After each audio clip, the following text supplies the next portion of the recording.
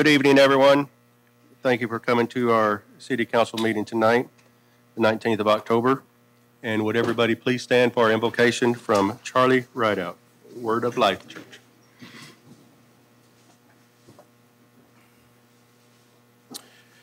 Greetings, everyone, in Jesus' name. Greetings. Dear Heavenly Father, Lord, we thank you for another day. We thank you for the uniting of these people, the uniting of this council to come together in peace, in unity, in wisdom, in courage, and in strength. That today, Lord, that every agenda would come together in peace, that we can work together in unison, and that everyone can bring their matters before the council, that the people of this city could come together in a respectful and an honoring manner for the city, for the best interests of all the people. Lord, we ask for you to govern and to open the hearts, that every person in this place would have a heart to be in a way that allows us to move forward in a direction that will build upon this city, that would bring prosperity to this city, that would bring prosperity to all the people here. Lord, we need you more than ever in this time.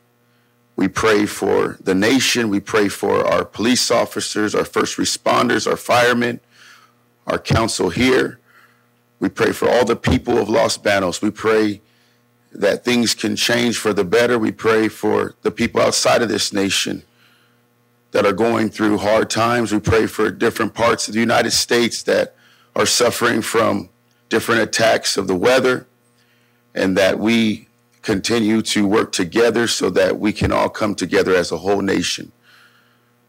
Lord, I just want to come humbly before you and ask that we all have a heart to turn to you in times of trouble, that we remember you, that we remember your name, that we remember what you've done for us, and that we all can come to an altar and have faith. We thank you, Lord Jesus, for everything you've done for this city so far, and we thank you for what you're going to do. In Jesus' name I pray. Amen. Amen. We'll now call the meeting to order at 6:08. We'll ask Police Chief Breezy to lead us in the Pledge of Allegiance.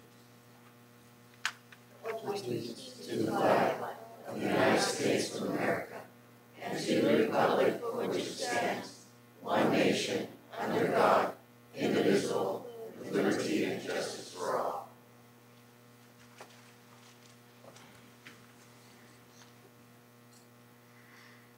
I'll now turn to City Clerk for the roll call. Here. Here. We have a quorum. We'll now move to item 4. Chair entertain a motion for the consideration of the approval of the agenda. Oh.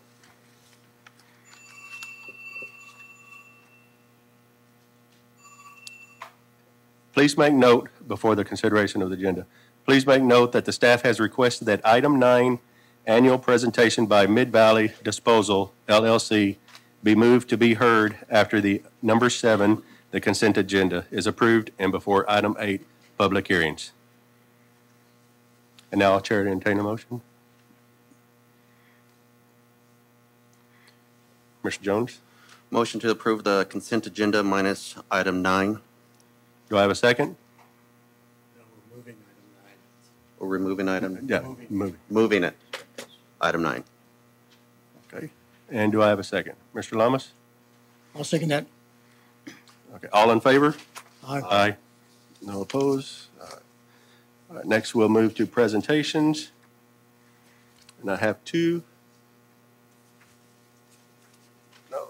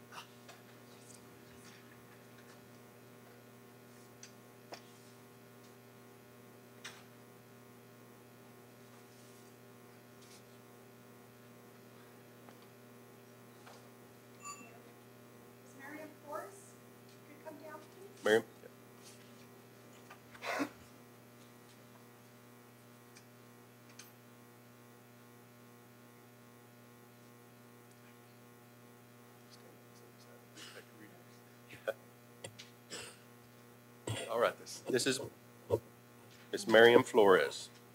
This is going to be our proclamation recognizing the retirement of the City of Los Banos Public Safety Dispatcher, Miriam Flores.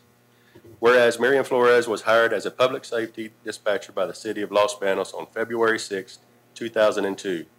And whereas Miriam Flores has contributed tremendously throughout her career to the community of Los Banos with her knowledge and commitment to her job.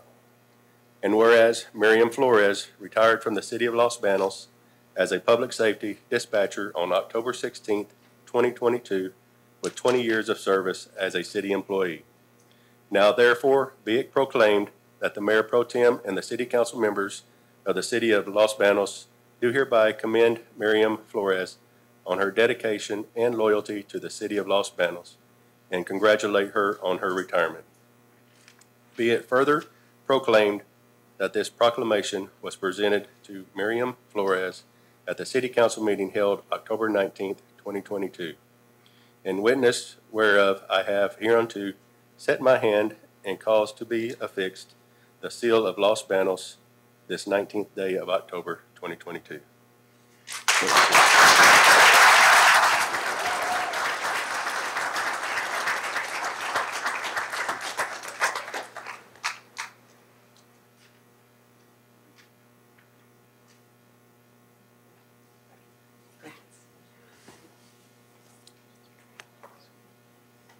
We have Abel.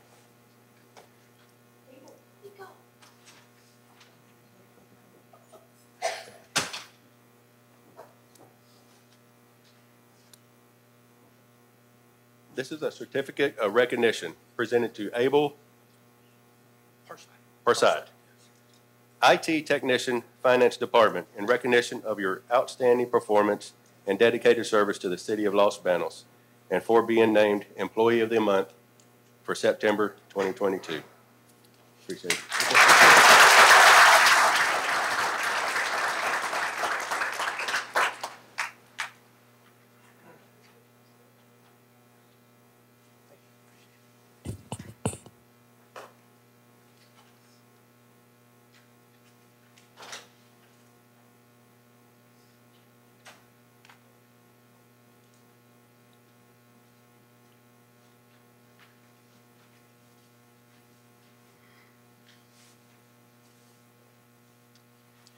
All right, we'll now move to item number 6, public forum.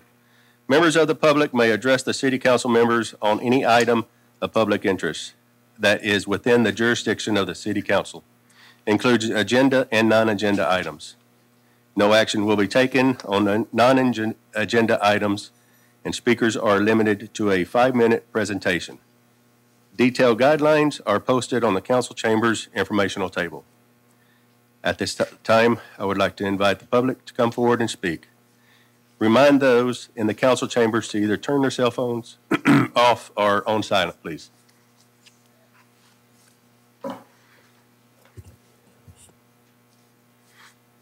My name is Claudia Nunez. I have come before you many times. Today, I'm coming dressed in black, as everybody can see, because I'm in mourning. I'm mourning for all the soldiers, vets that have fought for freedom and justice for our whole world, and yet you guys have taken it away from us. We live in the mobile home park where we are being threatened every day by stuff that is happening by the homeless, and you guys don't do anything about it. That's why I'm in mourning. All of those soldiers, even the ones that got killed in the wars, they fought for nothing, because nobody's doing anything about what we're suffering. We are part of the world. We need freedom and justice. We're afraid to leave our homes because the homeless come in and steal our stuff. We live on Social Security. It's hard living on that. And to have to replace stuff that they steal because of your guys' neglect not to help us, that's a bunch of baloney, guys. A bunch of baloney. My husband fought in Vietnam. He died 4 years ago. If he was alive today, he would cry because of all that you guys have put us through. It's not fair to me, to anybody else who lives in the mobile home park, for us to have to put up with them every day, screaming, yelling, running around naked. I've come and told you guys before about them running around naked, yelling to the women or the men yelling to themselves that they want some tonight. Who's going to give it to me? Who cares? Go get a damn cow or something. But no, you guys are making us suffer through all of this. It's not fair. You guys need to move and do something. Like I told you guys before, if it was somebody in your family, you guys would have moved so fast. Nobody here in the audience would have ever known you guys moved. I don't think you guys care. None of you. It's not fair to us, and it's not fair to you guys, because you guys think, like the pastor said, or priest, whatever he is, said about you guys making Los Banos better. Guess what? That's a bunch of baloney. I don't know if you know, but the name Los Banos means the bathroom. That's where you guys have thrown our freedom and justice. And we need you to go in there and take it out of there.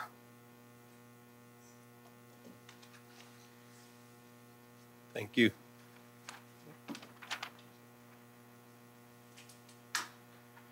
Hello, my name is Domingo Sandoval, and I'm one of the members for the Chamber of Commerce. I'm one of the directors. My son is Joshua, and is the Junior Chamber of Commerce. It's a new program that Michelle Sandoval is putting together. So I'm not here to talk about my son. I'm here to talk about the trunk or treat. I want to invite everybody to come in and join us tomorrow night to have a time with your families. It's going to be a movie night, and it's going to be a little contest that you guys can come and dress out. And no matter how old are you, you can come in and dress up and have a little fun. And actually, it's going to be in 6th Street. It's going to be close, and it's able to, your kids come in and get candy for all the vendors. And it's going to be very safety, very, take care. So what I try to do is be sure all you kids have a little place to come in and get candy. And what I try to do is, you're spending a lot of money and buy a costume. So what I was putting together is different events so you guys can bring your kids and use the costume all the time. So this is something for the Chamber of Commerce they put in together. Thank you, guys. Thank you very much.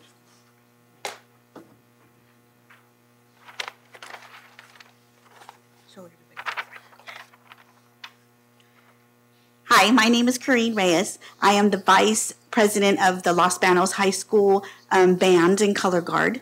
I, too, am having an event which Mr. Sandoval is also involved with. He donates all his time and all his special fun equipment that we use. We try to raise money for the band. It's self-maintained. It gets no school funds, so everything that the band does has to raise their own money. So this is one of our bigger events. We raise them so we can go on an end-of-the-year trip for the kids. I'd say like $10,000 of it is right off the bat for the bus tours to use the buses. So we have a lot of money to raise for them. But they also do it with a lot of fun. The kids do their own haunted house. They build their own little haunted house. It's all the kids doing. They love it. They participate, and we invite all family members with their children and their grandchildren to come have fun. They have a kiddie section also. There'll be food and games and a lot of fun. So I hope to see everybody there. It is this Saturday. It starts at 5 with the trunk or treat and goes on from there until 10 p.m. There will be a bunch of food and games. I think we also have it on Facebook. We also have it on Facebook if you want to see. If you like to buy a ticket, you can contact the high school, Los Banos High School. I appreciate your time. And most of this stuff, it's been 3 years. As I Yes. start with the little games. Now I have a big entertainment. So what it is the kids need the uniforms, need to be new instruments. The trip need to be cost. So what I asking everybody to come in and support us. Come in and spend a couple dollars in there having fun, get scared, and everything. And I gotta have a very crazy inflatables now, so the people can have fun. Actually, I was bringing a 30-foot climbing wall.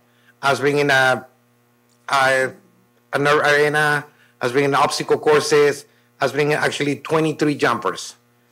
There's got to be a whole carnival thing, and I invite everybody to come in and help us out. Our goal this year is $10,000, and hopefully us can make it there. Everybody is being invited to there, and it's going to be a trunk or treat for free in the facility of the school.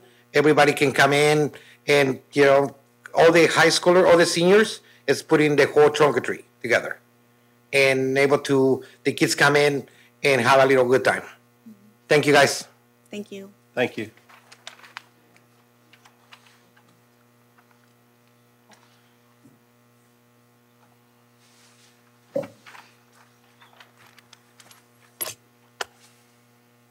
I know time is limited, so I'll go a little fast.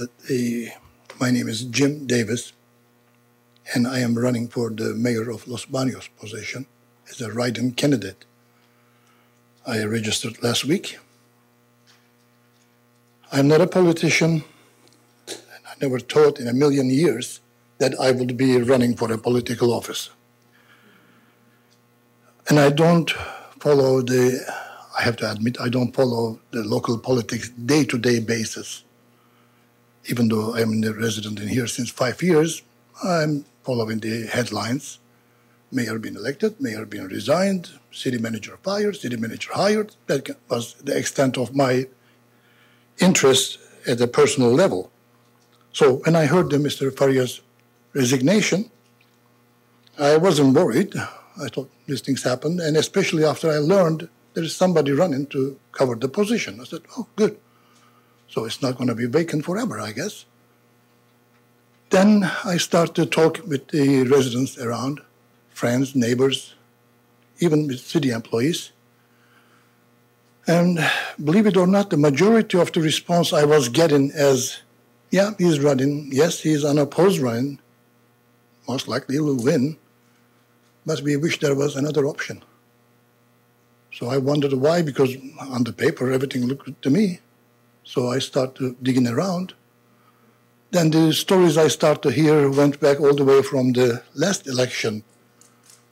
The associations, who involved, affiliations with the other politicians, entities start to appear.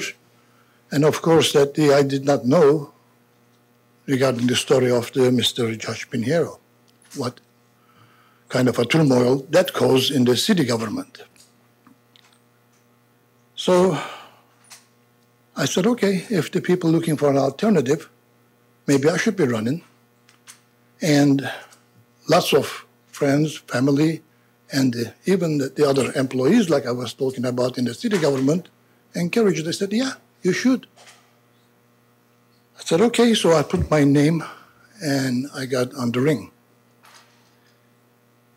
Now, two things I can say that regarding the Josh Pinheiro issue. I know that's the elephant in the room. I know my chances are not great because of a write-in candidate. My name is not on the ballot. I know I've been in the game too late to make an enough huge campaign, and I don't have any big money donors after me or anything like that. So far, I spent $145 from my pocket. That's the extent of my campaign. But I promised one thing and everybody knew that. The main reason they said you should be joining, because we know they said you will be neutral and in the middle as a tiebreaker on a divided council.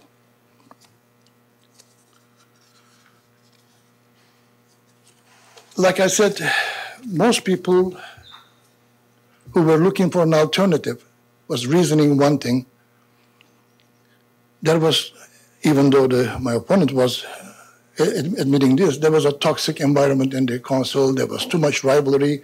And like the lady earlier mentioned, some certain problems going on and on and on and on. But the major fight and effort in the council looks like that the who's going to get who off the chair, who's going to hire who's back into as their cohort, I should say. Even I know the negative connotation on that. It was going to be a neutral personality, a neutral referee in the middle, everybody in the city looking for that, rather than me joining the team A or team B and make one side 3-2 and say, yay, we're going to run the city like three musketeers in here, and they cannot do anything about it.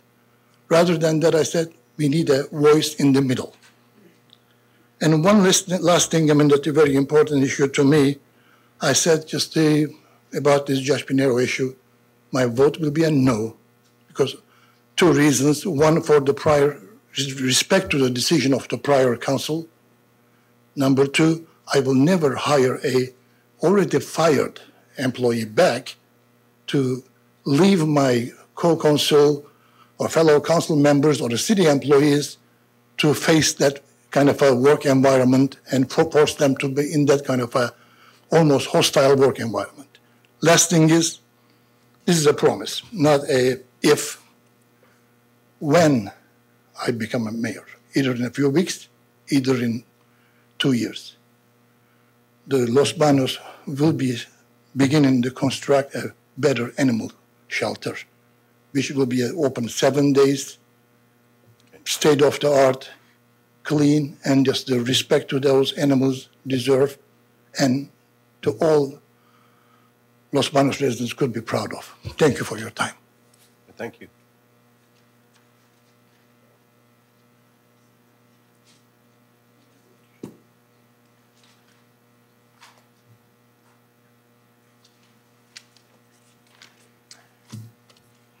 Council, Mr. Mayor, John Cates, Los Banos. I've got a lot to say, but 5 minutes will cut me off probably. I don't normally do this kind of thing. This is out of my comfort zone, but I feel and have felt compelled to address two members of the City Council, Ms. Yamas and Ms. Lewis. The ongoing decision-making over the last few months has really disappointed me. I don't understand it. I frankly can't even conceive how council members who have a fiduciary responsibility with taxpayer money would make decisions that you have made, which over time, including the original recruitment and hiring of the former city manager, probably several $100,000. And now we're spending more to recruit a whole nother new person. Some of these decisions that have been made, and some of the conflict and headbutting, if you will, on the dais, being on the Planning Commission and knowing economic development and how critical it is for this city, I now look at the potential of any prospective developers, commercial endeavors, possibly national brands that maybe had us on the radar, and now look at this dysfunctional city council and maybe want to go in another direction. It's sad. I have a lot of respect, Mr. Yamas, for you and your service to this country as a Marine. I always have. And Ms. Lewis, when I first became commissioner, I looked at you as a mentor.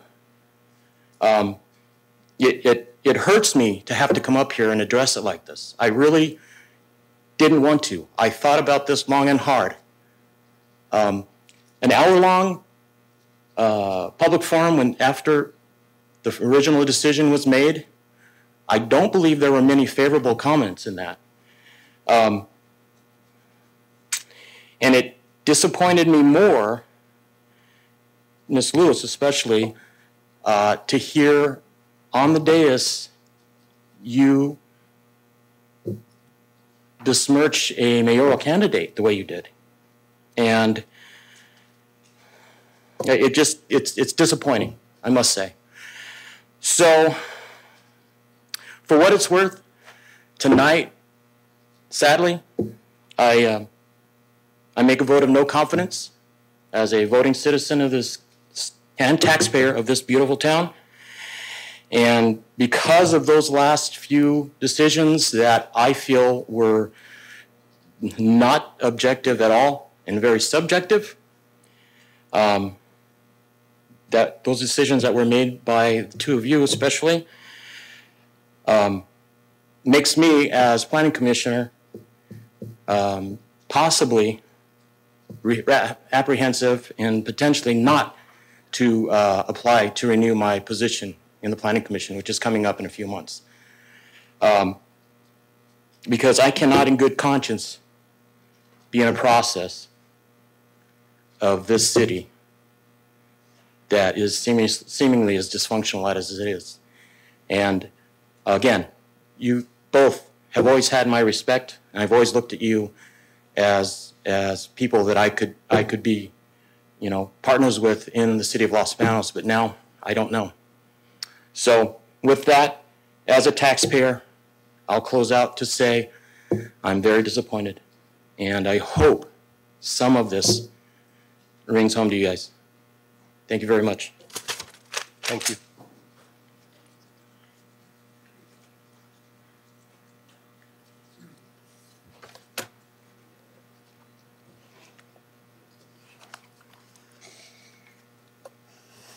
My name is Blanche George, and I live here downtown. I love my city. I love everybody that volunteers and everybody that steps up. It's not easy. Additionally, we have a rich history of individuals that came before us. Many sit here today in the audience. As another part to my series, I wanted to go ahead and just briefly make mention that we talk about the commercial entities with the rich history buildings.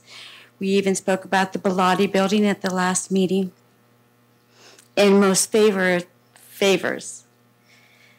But then there's also the homes. So just for everybody to know that Los Banos has some really rich homes. The first neighborhood in Los Banos, right here around us. Most of these homes are cottages, craftsmen, and Victorian homes. In fact, there's 2 Victorian homes that are up for sale. If we could save these, incorporate anything, and I do see the city staff really working hard at that to make sure that there's incorporation between the homes and the buildings with such rich history that came after the fire. But some of these homes came and survived the fire. So I just wanted to touch bases on that. Remember what I do say, that we live in a walkable neighborhood. And I appreciate all your guys' hard work and the city staff. Second part, I know the timer's running, but again, I am a member of the Benevolent Protective Order of Elks. And we are having our 5th annual Halloween. And we always invite the community to come, dress, have their pets all dressed up in Halloween costumes. There'll be treats for them too. And we also do a little fundraiser with that. And every year we've chosen something. Like I said, this is our 5th year. We invite all booths, anybody that needs to or wants to come and participate with a booth to educate individuals about pets, please, or any groups that want to entertain, dancers, karate individuals. Please feel free to call the Elks Lodge at 209-826-2282. We are also asking individuals to bring anything for our local animal shelter. They are wonderful wonderful group that provides a lot of hard work for our animals, but additionally there's a lot of hard volunteers. So we do give kudos to how much they try. Thank you very much, you guys. Have a good night. Thank you, Ms. George.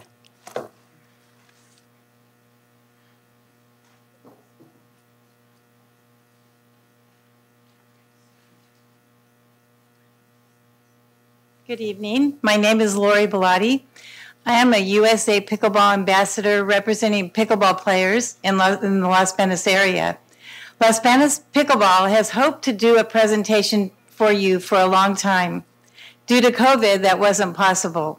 Now is the time for me to take a minute or two to talk to you about the background of Las Banos Pickleball and to update you on our group.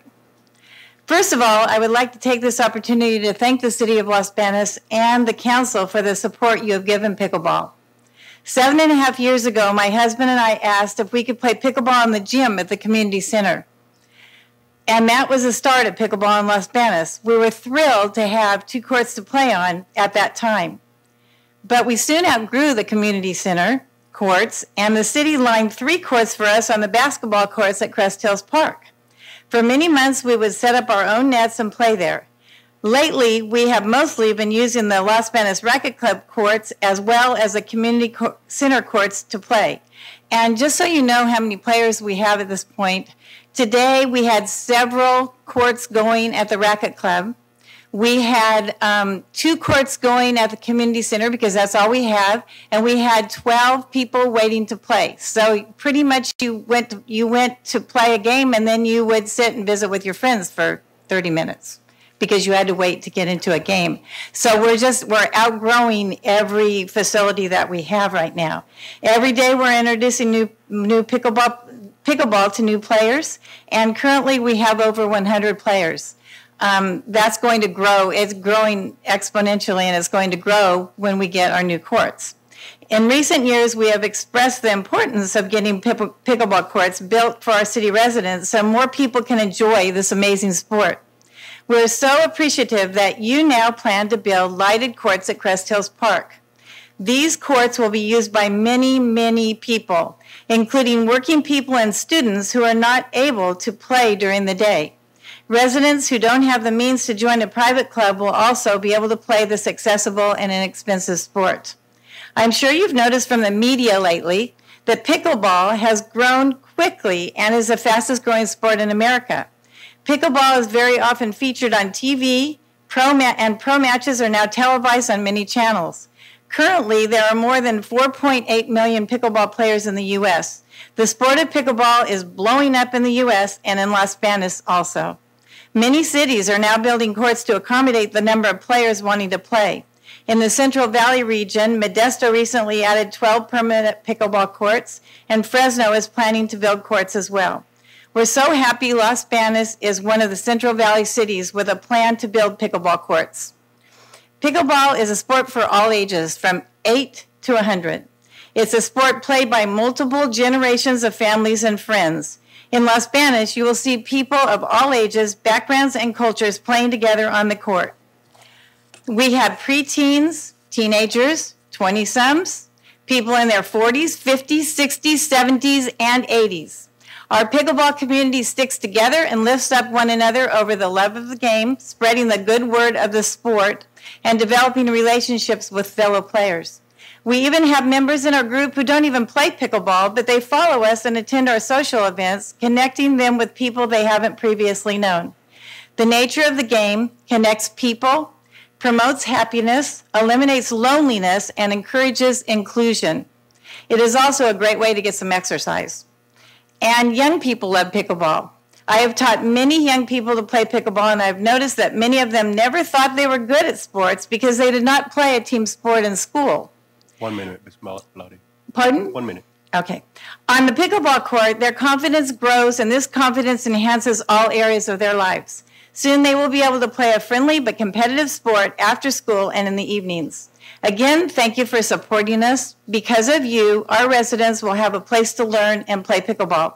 And Las Banos will soon be a pickleball destination, bringing people from all over to not only play pickleball, but to support many of our local businesses.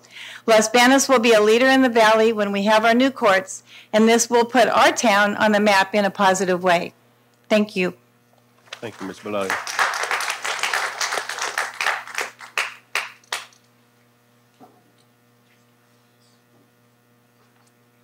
Hi, I'm Kathy Yulee, resident of Los Banos, and I am here this evening to invite everybody here to the Fall Animal Fair. This is a first time for this event. It is going to feature our local rescues, different animal rescues, dogs, cats, even bunnies. And we are really hoping to bring the community to this event, have everybody come out, meet the people who are working with the animals, and really making a difference in this community. It's really great. The Halloween will benefit the shelter, and we're hoping to really introduce people to what is going on in the world of rescue. And this event is going to be awesome. We are not only going to have some education and adoptions, and there will be activities for kids. There's going to be a lot of drawings for prizes, and it's just going to be a lot of fun. So I hope to see all of you out there this Saturday at Caldwell Banker, Calgian and Associates, and Pacheco Boulevard. It's between 6th and 7th Streets on the south side of Pacheco Boulevard, and the event will be from 11 to 3, and hope to see everybody there. Thanks so much. Oh, and I gave the city clerk some flyers to make available. Thank you. Thank you, Ms. Bellotti.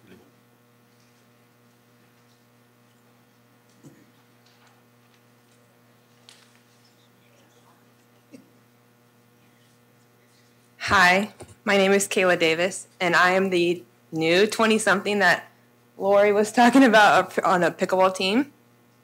I'm a new pickleball player, and it's been very meaningful for me. I work from home, and it's been amazing. I don't have to drive anywhere, but it's been kind of isolating. I don't work with anyone in my town or even state.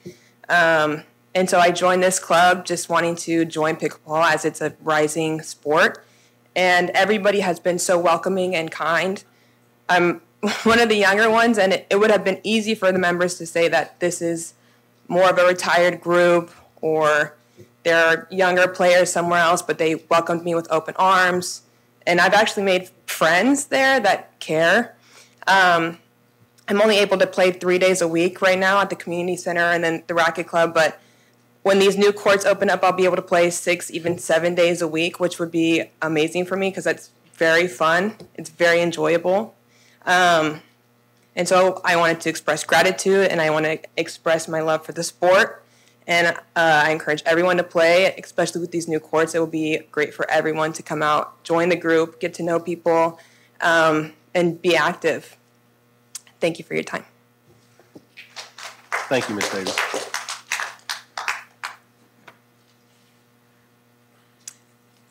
My name is Dana Valadeo, and I'm also a USA Pickleball Ambassador to promote pickleball.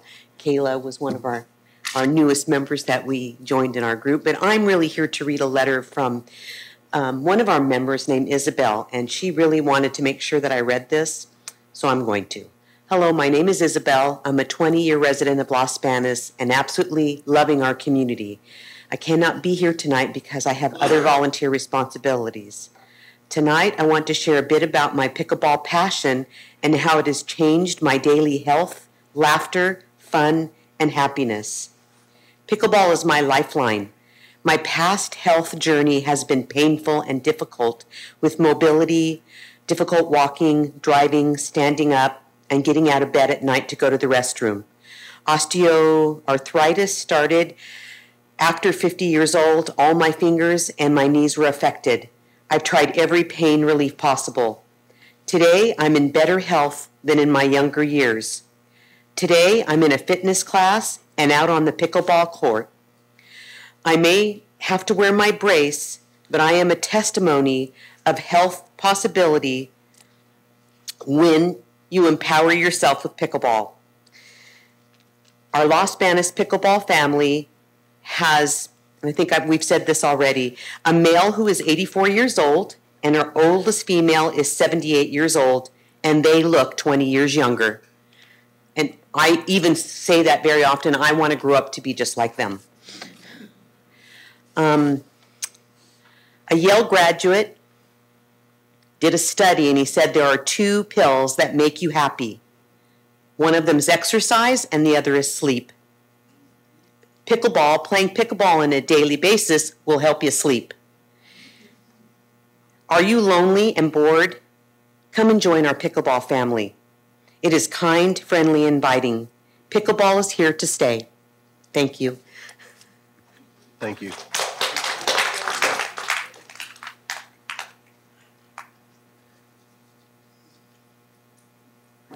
Do I have anyone else in the audience?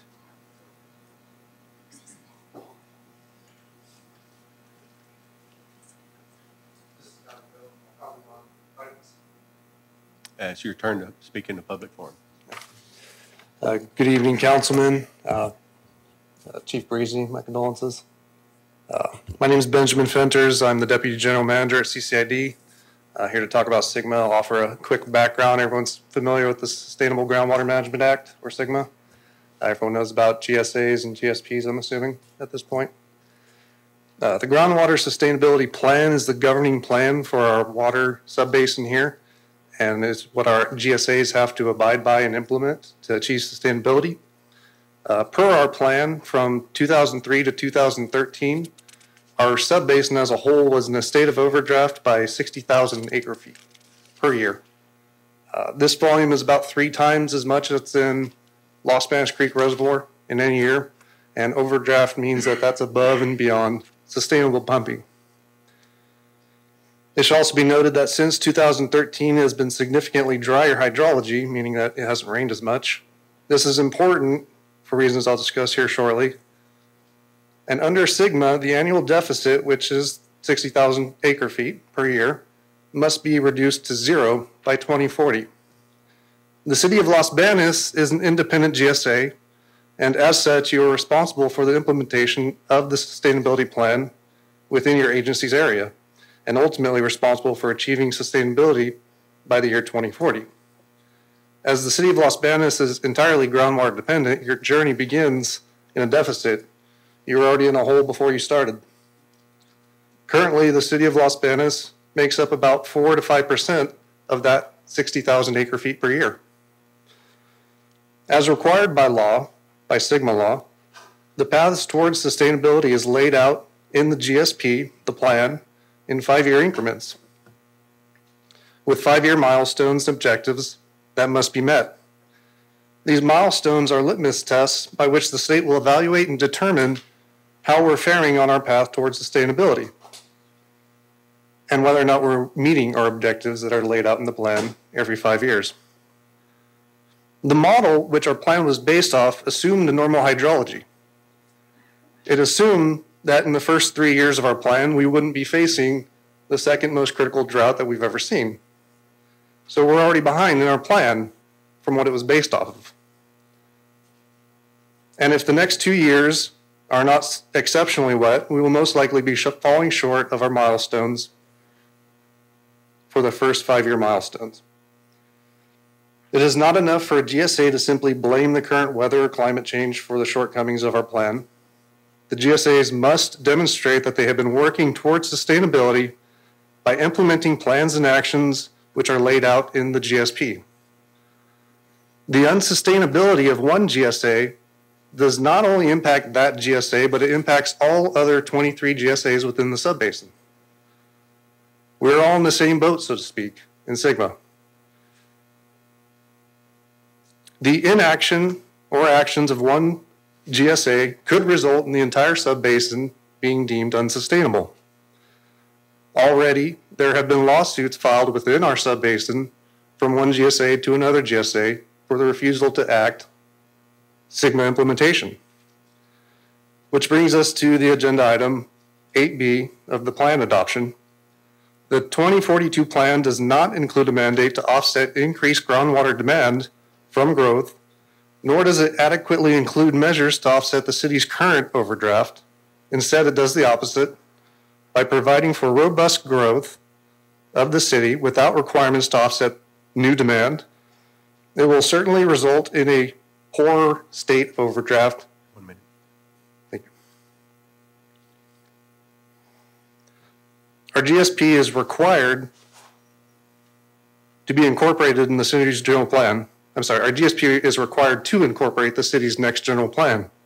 So if we adopt a general plan that further puts us into further overdraft, that will be stated in our next 5-year update, which is next year. As such, CCID strongly opposes the CCID strongly opposes the adoption of this plan in its current condition and strongly recommends that the City Council motions to amend this version of the 2042 plan and direct city staff and their consultants to incorporate language within the plan that mandates that the city's overdraft is not increased. I thank you for your time and consideration. Thank you.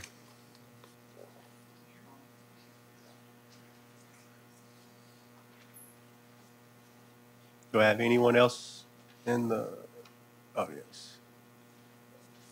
If no one else, we'll close out and move to Miss Melanie to see if anyone's emailed.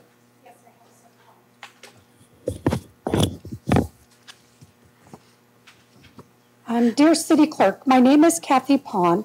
I lived in Las Banos for 17 years, raising my 3 children there. Although I have since moved to Gustine, I am in town almost every day for shopping, appointments, and pickleball play. Thank you for sharing the following description about the accessibility of pickleball. The city will absolutely provide accessibility to our community for recreation and more when they build the proposed pickleball courts near Crest Hills. Accessible, able to be used, entered, reached, etc. Several individuals approached the pickleball court, adorned with hats and sunglasses, paddles and backpacks, opportunity on their faces. Players already engaged in games call out their names or just good morning as they enter this special zone of welcome where no judgment rules. When pickleball players come to play, they enter a sport that is something for everyone. Some people scan courts for competition, while others are looking for fun and recreation. Some come with resolve for better health. Others seek a slow healing from injuries, whether physical or emotional. Then there are newcomers who cautiously show up to learn. In Las Banos, volunteer U.S.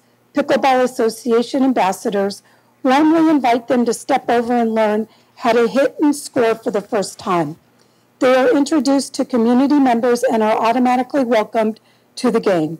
It's fun to observe individuals appearing and immediately joining with others to make groups of 4. People may not even know each other at first, but it creates an open atmosphere of acceptance and play. Whether players are diehard regulars or recreational drop-ins, courts are abuzz with people of all body types, ages, and interests.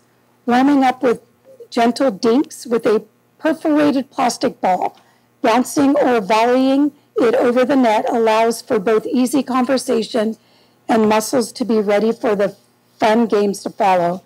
In short, foursomes gather and disperse, allowing players to interact with a variety of people as they play short games to 11. All around, people are playing, resting, chatting, or moving on to new games. Players of all levels access this sport, finding games that are fast and competitive or slower and meant for entertainment and fitness. For those reasons, many of us have become addicted to the sport and have drafted family members, young and old, to join the fun. The best part of pickleball is the creation of community. This has actually come as an unintended consequence of the sport. Cities that invest in courts create a space where people from different age groups, cultures, economic stratus, and political views can enter a game with paddles and a wiffle ball and find joy. Who doesn't want to live in that kind of place? The next email is from Casey Miller. Good evening, everyone. My name is Casey Miller, and I am the park operator of Rancho Las Banos Mobile Home Park. I am writing the council once again in regards to your homeless tenants you are hosting at your property behind our park. I could list the specific dates of the countless problems we've had since my last email in August, but it would take up too much time. In these past 2 months, there have been multiple fires, sometimes daily, sometimes several times a day. Cars have lit on fire. A dumpster was lit on fire with flames shooting off in multiple directions. Toxic materials are still being burned. Our tenants constantly hear explosions because the homeless toss in propane tanks to their illegal fires. It often sounds like a war zone out there. Our tenants can't breathe due to the smoke and toxicity of the fires, and at least one tenant has had to twice seek medical treatment in the emergency room because of it. They continue to trespass and steal. They continue to vandalize our fence. The colder months are approaching. You think there are tons of fires now? Just you wait. The Los Banos Fire Department will be out to that piece of property multiple times a day. Just think of how much money that will cost the city, not to mention taking precious resources away from the rest of your citizens. We spoke to Councilmember Jones recently, who agreed that the homeless are a nuisance, that they all have weapons and need to be moved. He said there is no easy fix. However, I must point out that we have been begging the city council to move this camp for almost 3 years now. 3 years. That was more than enough time for all of you to fix this problem. Why didn't you? Why are you still dealing with this unacceptable issue? As we have pointed out previously, it's quite disturbing that the council and city officials cannot work together. Your lack of ability to work as a team has negatively affected our park and our tenants' lives. The city intentionally placed the homeless on that piece of property, and now the city expects us to patrol it. You expect us to deal with your tenants. That's not our responsibility, it's yours. Mr. Jones stated that the most powerful person in the city is the city manager. Well, Mr. Wellman, now is your time to shine. You have the power, evidently, to move this camp, so why don't you? In fact, since you've been the interim city manager, why haven't you reached out to us?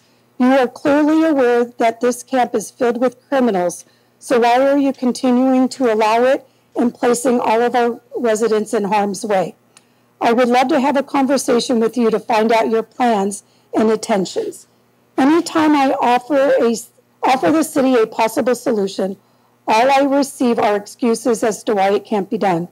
There is no easy fix, of course, so it's going to be inconvenient. That doesn't mean that it can't be done. Break up the encampment and place the individuals in different areas. Ask the churches to open up their parking lots to house them. Ask the outreach organizations to house them. Move some of your small piece of property downtown. Move some to the rail trail or the migrant camp off 165. I've been told that the property may have an arsenic issue, so that's why they can't go there. Are you really worrying about the arsenic issue over our safety?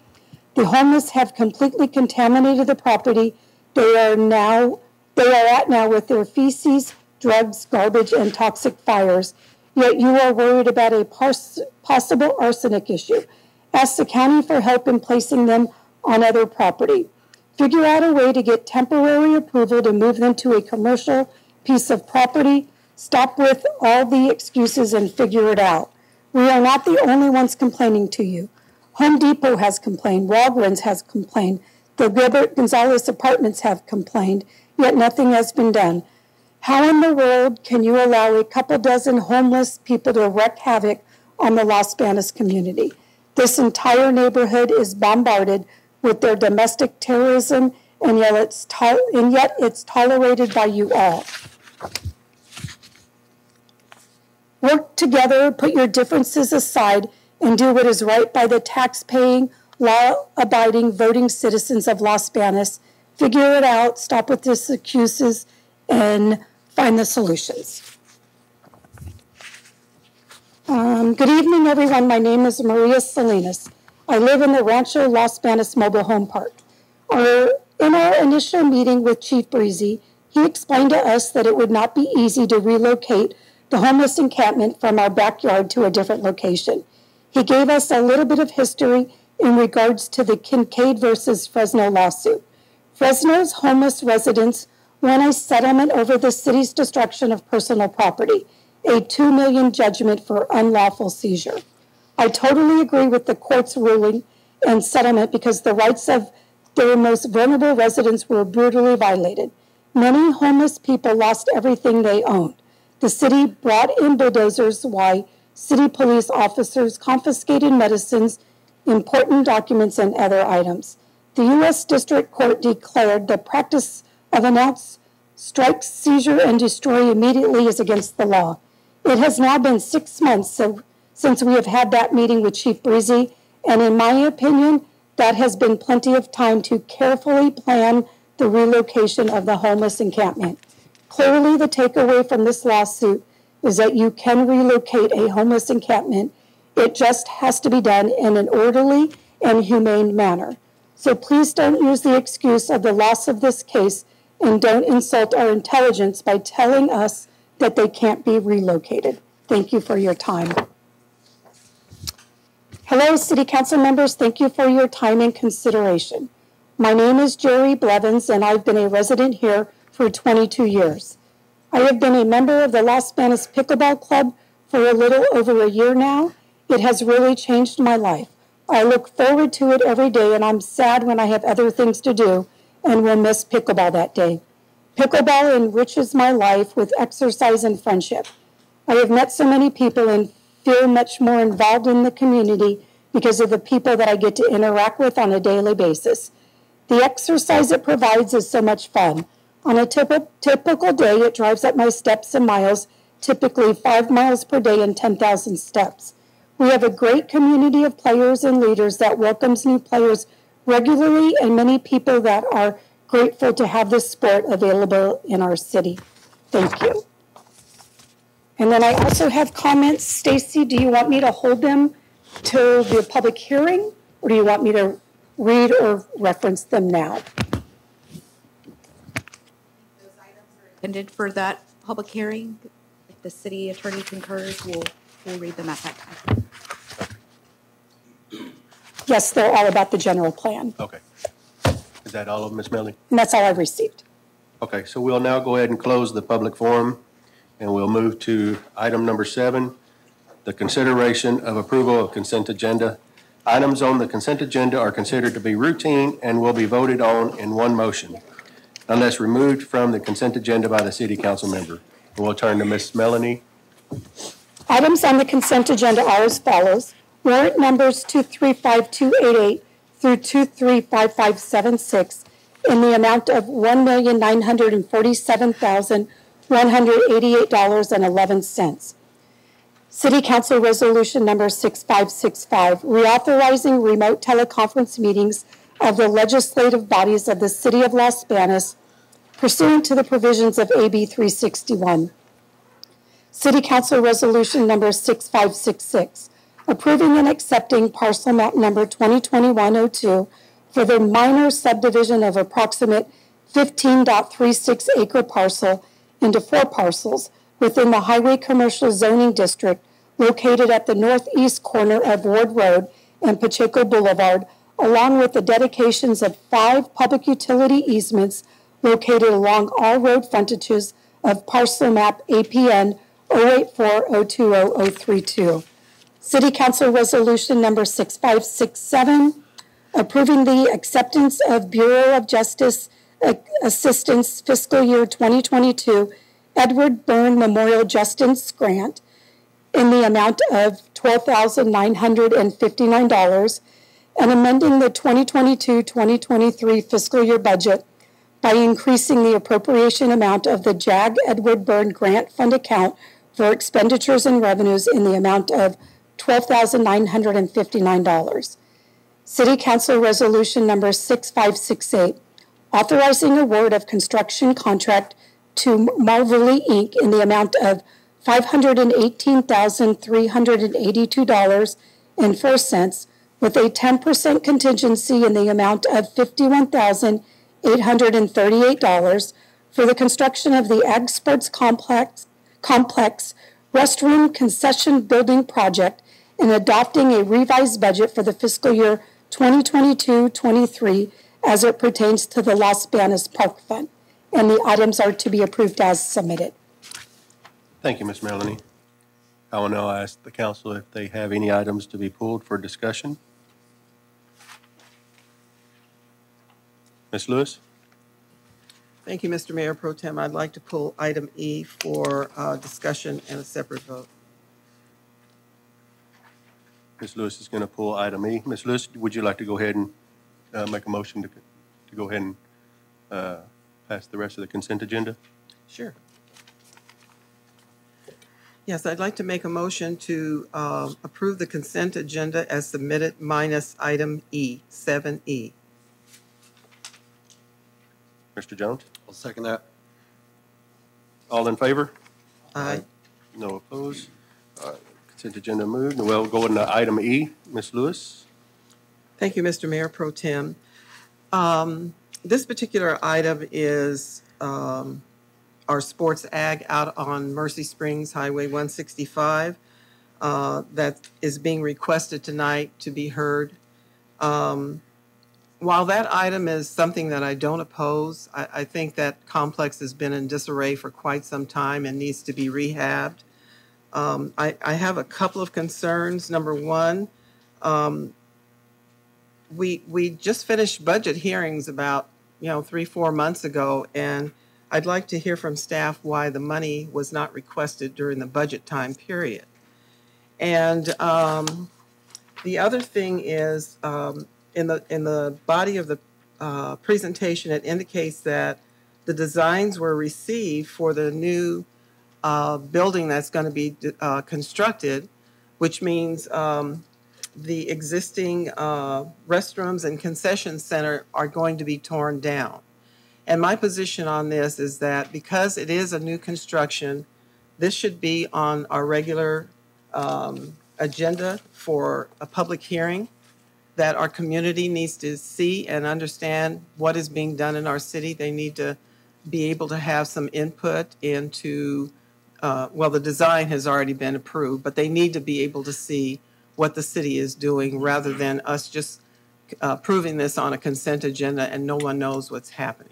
So basically what I'm asking is that this item be moved to a regular agenda at our next meeting and put it on a public hearing so that everyone understands and knows what the city is spending the money on and what's being built, and to be able to see the design of the complex that's going to be built out at the ag complex. So those are my questions. Okay, thank you, Ms. Lewis. Mr. Jones, did you have a question with me? Okay, Mr. Than? Yeah, good evening, Council. Councilmember Lewis, those are great questions. So in regards to budgets, this was actually approved as part of our June budgets. What we're asking for tonight is to increase that budget because it was approved for $550,000, but when we received the bid, it's a little bit higher than what we anticipated. So that's why we're asking for those additional $30,000 to accommodate for that. And that is total for demolitions, re-installations of the building, as well as demo of those pillars that was sitting in front that no longer has a use and occasionally pose a liability risk for the city. So that's why we're asking for that $30,000 additional appropriations. In regards to the public hearings and review, we actually took these items down to planning commissions for a site review. We also did take these items over to park and recreations commissions for review of the general purpose, the use of that, and design of that building. Okay, and I appreciate that. When I read the report, it says that the bids were held August the 11th, and there was a public hearing on July the 5th.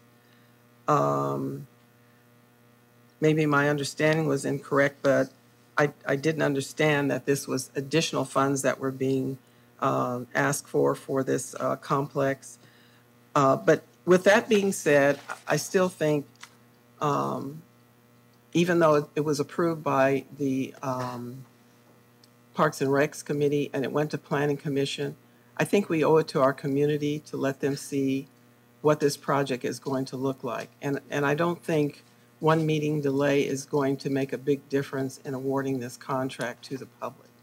So that would be my request, is to bring this back and put it on the public hearing agenda and allow our community to have comment if they choose to do so on the new complex that's going to be built. When we built our when we had our design plans for our police department come forward, that was a public hearing. People had the opportunity to see what our police department was going to look like. And even though this is a small project, I think they're deserving to be able to see that as well. So that would be my request this evening, is to bring it back at the next meeting, put it on the public hearing agenda so that our community can be able to see what's going on and see what the design of the new complex is going to be like. Thank you for that, Council Member. And if I may, real quick, so if we are to bring this item back and open to public hearing, that would subject to the change in, potentially would be subject to the change of design. Unfortunately, the bid is based on the approved design document, so any new comments or any changes to that will essentially nullify the bid, and we would have to actually redesign and possibly put the project back out to bid again. And on a typical process, just like in the last couple of weeks, when we are designing a new infrastructure, let's say for a park and stuff like that, we do hold a public hearing, a public meeting, specifically like in the last couple of weeks we did for Shaughnessy Village. We actually mailed a letter out to all the impacted neighborhood residents within the area, inviting them to come over to a specific public hearing, and then again providing those updates to a park rec commissions and give them another opportunity to provide those comments. But and again, staff will just await your directions tonight on which way you guys would like to proceed. So again, and I understand what you're saying about Shaughnessy Village. We're required by law to notify people within a certain radius of something that's going to happen that may affect their the community that they live in. However, it's everybody's tax dollars that's paying for this complex. So I guess I'll just ask our city attorney, is there any way that we could just put this on as instead of a public hearing, to put it on as a report of some sort so that staff can present the information to the public to let them know what this new complex is going to look like? Certainly, you could do that tonight. But my question would be whether these bids are good for a delay in authorizing the award. Typically, there is a 30 days for our bids. Since this was open on September 27th, we really only have until October 27th to actually execute the contract. Unfortunately, typically on a process like this, when we bring items to City Council, we would already have provided a notice of intent to awards to the contractors. We've also issued them the professional service agreement, so they have signed that. So we are on a clock to accept those bids. So that would be a major concern, is that the bid would expire before you could have the meeting or the hearing that you're talking about. Okay. Certainly, Mr. Than could come back with an informational hearing after the contract is awarded to discuss exactly what the design is and will be, but go ahead and award the bid tonight. And that would have been my next question, is could we do that? Yeah, but once you award the bid, you've awarded the bid, and so there could not be any more changes to the design. And I'm okay with that. I'm okay with that. I just feel like the public needs to be able to have an opportunity to see how their tax dollars are being spent. And, we have our processes that we go through to make sure that happens, but this is just a little extra step to keep them informed. And, we're always talking about transparency. I think it's appropriate for them to be able to see where their tax dollars are going. So I have no problem. Tonight you could make a motion to approve the resolution with the understanding that Mr. Than would come back at the next meeting to go through the design of the project. Sure. Okay. I'll be happy to do that. Okay, go ahead. Okay, Mr. Mayor Pro Tem, I'd like to make a motion to approve resolution number 6568 as indicated in the agenda, with the request to bring it back at the next council meeting as a report for the community so that they can see what this new project is going to be like, and to have pictures or drawings or whatever you have on hand to provide to the public. All right, thanks, Mr. Lewis. Do I have a second? Mr. Lamas? Mr. Mayor Pro Tem, I'll second that. All right, got a motion from Ms. Lewis and a second from Lamas. All in favor? Aye. Aye. No opposes. The resolution will pass. Okay, we will be going to item number 9 before we go to item number 8 for the public hearing. Annual presentation by Mid-Valley Disposal LLC. This item was moved to presented before the public hearing items, and this will be put forth by Public Works Director, City Engineer, Mr. Thand. Good evening, Mayor, Council. So if you can recall, back in 2020, we have awarded the contracts to our Mid-Valley Disposal for residential and commercial garbage recycling materials, as well as organic waste collection services. As part of that contract, we included an annual progress report or update to City Council. So joining me tonight, we have a team from Mid-Valley Disposal. We have Jay Fowler and Joe Heisdorf as part of the team here to provide you with those updates. So without further ado, I'll go ahead and I'll have Joe and Jay actually come up and provide us those updates. Good evening, Mayor, Pro Tem, council members, chief, staff. Joseph Kalpikoff, owner, CEO of Mid-Valley Disposal. Thank you for having us tonight. As you know, we started July 1st of 2021 as your new service provider in town. New carts, new trucks, new bins, some new employees, and some old employees as well. It's been a pleasure serving you for the first year, and tonight is just an overview of what we've done in the last 12 months, maybe 15 months, here in the city of Los Banos. Some of the new recycling programs you'll see out in the community at events, our education process. So with us, we do have Rick Rye, our operations manager, and our district manager, Jay Fowler, who oversees the city of Los Banos. So thank you for having us. I'm going to pass this over to Jay, who is going to give you guys the presentation this evening.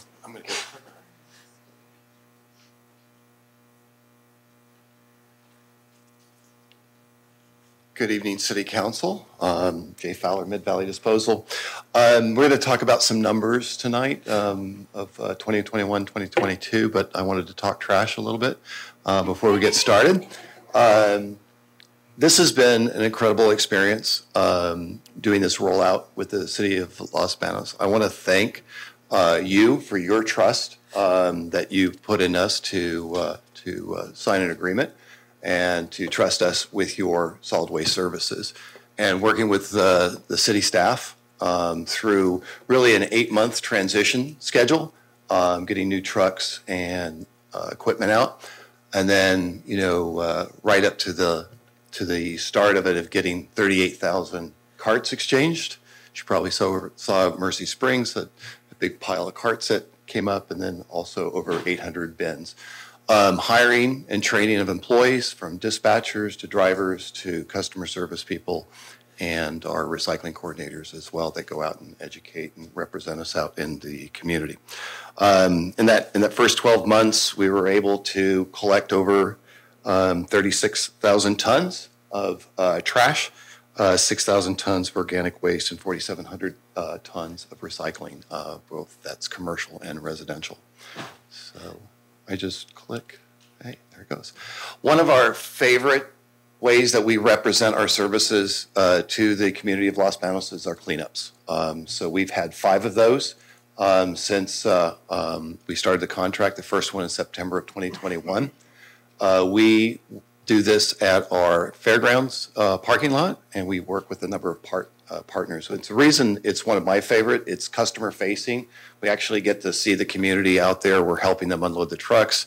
They get to see Rick Rye lift sofas out of trucks and the like, and we get out there and really mix it up with our crew. We have an incredible dedicated crew that makes this happen. We've had over 2,685 vehicles that has come through the cleanups in this last year to year. That's about 400 to 600 cars per event. We do 4 of them each year. One in January, one in March, one in June, and one in September. We just finished up the September. During that overall those cleanups, we picked up a considerable amount of trash. Mostly trash is what comes in. We do get some bulk green waste. We do get some organics out of that, but this is also debris that don't end up on the roads and the illegal dumping within the city of Los Banos. It includes also metal appliances that are recycled and put back into use, mattresses, which are also recycled, and the e-waste we also collected in the tonnages in the reports there. Tires are also picked up. The flyers, the reason the flyers are represented in there and how many get returned is we're looking for how well our direct mail is working. We worked with the city finance department to get our education about the cleanup information, and we asked the residents to bring the flyers back in. That's not required. We don't actually require it, but we do collect them up to get some idea. We're about a 35% return rate on that, which any direct mail person would tell you that's a pretty good return. So appreciate the city's involvement in getting that out. Hazardous waste is picked up at 2 of the larger events in March and September through the RWA sponsors that with Clean Harbors. And so we're picking up light bulbs, batteries, that type of thing at those 2 events as well. And one thing that's really popular is the document shredding. We have on-site document shredding that was part of the vision that you had for your city to provide that for your residents. And so that's done right on site. People bring their records and get to watch it go through the shredder there. And then that paper is recycled. And also very popular, and it's picking up speed, is our compost giveaway. So this is bagged Kerman's Best compost that comes out of our Kerman processing. And it's a great story to tell to the community that the green waste and the organic waste that we're collecting from the city is actually returned to the city in the form of, really nutrient-rich compost that they can be used in their flower beds, lawns, and the like. And that's given away at the events as well.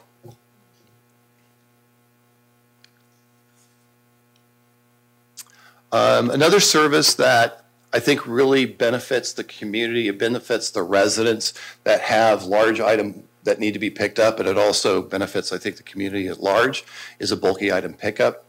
So these things don't end up on the street. They can call us or go through our website and schedule a pickup. We come out curbside to pick those items up. It's usually appliances, mattresses, sometimes excess green waste and the like is also part of that pickup service. And that's free to residents as well, and also has a multifamily component as well. Community involvement, we're out in the community at these, other than the cleanup events, we're attending or sponsoring city events. We're involved with the Trunk and Treat that we talked about tonight. We were at the Rotary Club, Mother's Day in the Park, out there giving carnations out to all the mothers. Also, we use that time to answer questions, engage, talk about the programs. And it's also part of making sure that we're educating people about the latest programs. One of my favorite, we do Touch a Truck. Claudia Reyes is our local recycling coordinator, lives and works in Los Banos. She's out representing us in both an education capacity and also does consulting as far as right-sizing services. So we did this recent one at Pennington's Little Friends where we met with the preschoolers and also had them come out and see one of our trucks, which kind of looks like a transformer in a lot of ways. We know that reaching the community takes a concerted effort and a sustained effort, and we need to do that in a number of different formats. So we do that versus social media. We do it via direct mail. We actually worked with Public Works with a grant that they had to devise a ad for the public movie theater. And this is also part of the state requirement as far as educating the community about the SB 1383 program. So this is also our level of commitment of getting that out as well. And I'll go through this and then answer any questions. One of the other really significant benchmarks for 1383 for this year was to identify your Tier 1 and Tier 2 food waste generators. So those are your larger grocery stores and restaurants, and be able to educate them on what the state requires is organic waste recycling and also food recovery that we've been working with them as well. And so that is actually a large benchmark that was met before the end of 2022. Contamination is also a benchmark that is required. There's a day at some point there that waste audits will be done at the landfill to be looking for contamination. And part of our program and our commitment to the city has been to be the eyes and ears out there as far as contamination and notifying the customers of contamination, and then educating them, working with them to right size it. Some of it's incidental, and we were able to educate them, and others maybe they don't have enough service in one particular area, and we're able to right size that. This is also addresses overfilled containers, which I know was an issue prior that was kind of unsightly, so we also identify overfilled containers through this program. And this is actually done at the street level.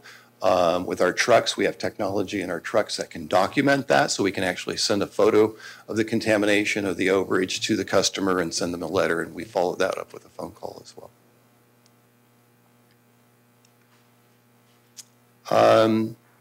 So Los Banos was really our first 1383 contract. The city had the vision to make sure that their contract put the city in position to be compliant with state law from day one. And we've done our part to do that. We've made sure that all the generators are educated. We have recycling programs and organic recycling programs where those are applied. Also, Cal Recycle came back last summer and made sure that they said that all cities have to be compliant with 1826 and 341 by August 1st. They had to be 100% compliant, which is some older legislation, and the city was already compliant with that. We were able to demonstrate that through through the call we had with Public Works and Cal Recycle. So with that, thank you very much, and I'll take any questions you might have. Thank you, Jay. Do I have any questions up here? Comments? Go ahead, Mr. Lamas. Thank you, Mr. Mayor Pro Tem. Thank you very much for coming out, gentlemen. Appreciate that very much. I can tell you that you're welcome compared to what we came from. Thank you. Just before you came on deck, so we appreciate that. One question I had was regarding your compost program. Is there a cost to the city as a whole for that? So within your contract is something that we actually bring back under contract, so there's no cost for that. There is some procurement regulations that the state is working through that the city will have to purchase certain recyclable materials, including compost. But there is the level of compost that we've talked with Public Works about bringing that back, and we've been doing it through the community events up to this date. Do you have any insight as to what that procurement cost may be at this time? We're kind of working through that. We've given a quote. I think some of the question is how far along is the state going to push that? We don't have a neighbor to kind of look over and see what they're doing. Everybody's in the same boat. This is kind of some uncharted territory. So we have a transportation cost and a cost of the compost to the city. The question is still how much is the state going to require the city to purchase it at this point? I think they're slowing that roll and they're going to phase it in. Okay. All right. Yes, sir. Yeah, they passed a Assembly Bill 1985 about a month ago, which postponed the procurement process of 1383. So there's no procurement needed in 2022. 30% of your mark will be in 23, 65% in 24, and 100% of your procurement target in 2025. So there was a ledge fix for some of that that came through, which was nice. And the state does have grants available for those procurement processes. Okay, so they're going to try to ease it into We should be fine for a couple of years, yeah. Okay. All right. Thank you very much. That's all I have, Mr. Mayor. Thank you, Mr. Lamas. Ms. Lewis? Thank you. Jay, just one question on, you were talking about the commercial dumpsters, and sometimes there might be overage of materials in there, and your trucks are capable of taking pictures and notifying the customers. Yes. So once they're notified, do you see that you're getting a better cooperation to change the behavior, or? Yes, the contract allows for a process in that to actually up kind of the ante, if you like, and bring compliance in. And the idea is do you have incidental overage? You had a party last week, or is it a chronic issue? If it's a chronic issue, we're really pushing them into right sizing the service. Okay, thank you very much. Thank you. Thank you, Ms. Lewis. Anyone else? I would like to say thank you guys. You guys are doing a wonderful job. Thank you. And appreciate you guys' annual. Can I tell you, I love Los Banos. We love servicing this, and it's a great community to service. We appreciate it. We thank you guys too. Thank you very much. Thanks, Rick. All right, now we'll move on to our next item, item number 8. It is our public hearing. If you challenge the proposed action as described herein, court, you may be limited to raising only these issues you or someone else raised at the public hearing described herein or written correspondence delivered to the city at a prior to the public hearing. And now we'll move to item A, public hearing to receive public comment and consideration of an amendment to the City of Los Banos Building Code Ordinance by adoption by reference the California Building Code 2022 edition and related 2022 edition codes. And now we'll turn to Community Economic Development Director, Ms. Elms. Thank you, Mr. Mayor Pro Tem. This item, as you may recall, on October 5th, the Los Banos City Council held a public hearing to receive public comment on ordinance numbers 1199 and 1200. The City Council received no public comment at that time and waived the first readings and introduced the ordinances by title. These ordinances adopt by reference an update to the California Building Code. This is required every 3 years. An update occurs, and the City of Los Banos, we are required to update our municipal code in order to stay in compliance with the state of California. In addition to that, ordinance number 1200 references the California Fire Code and the specific amendments that pertain to the City of Los Banos. So tonight, staff is asking that the City Council would waive the second reading and adopt ordinance number 1199 and ordinance number 1200 as submitted. And that concludes my report. Thank you, Ms. Elms. And do we have any questions before we move? I see no questions. So the first one will be, so we'll go ahead and open up the public hearing. Do we have anyone in the public hearing?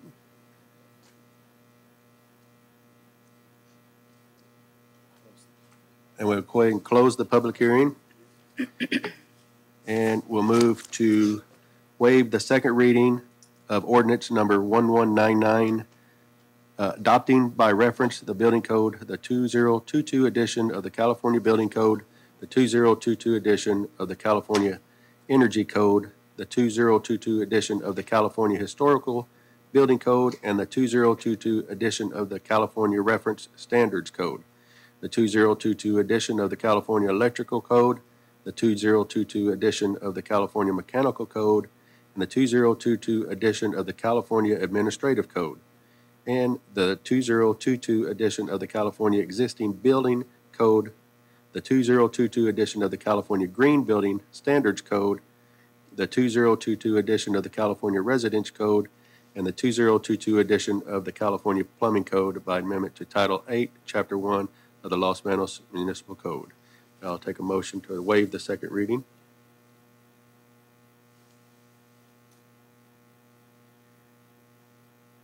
We'll go to Councilmember Jones.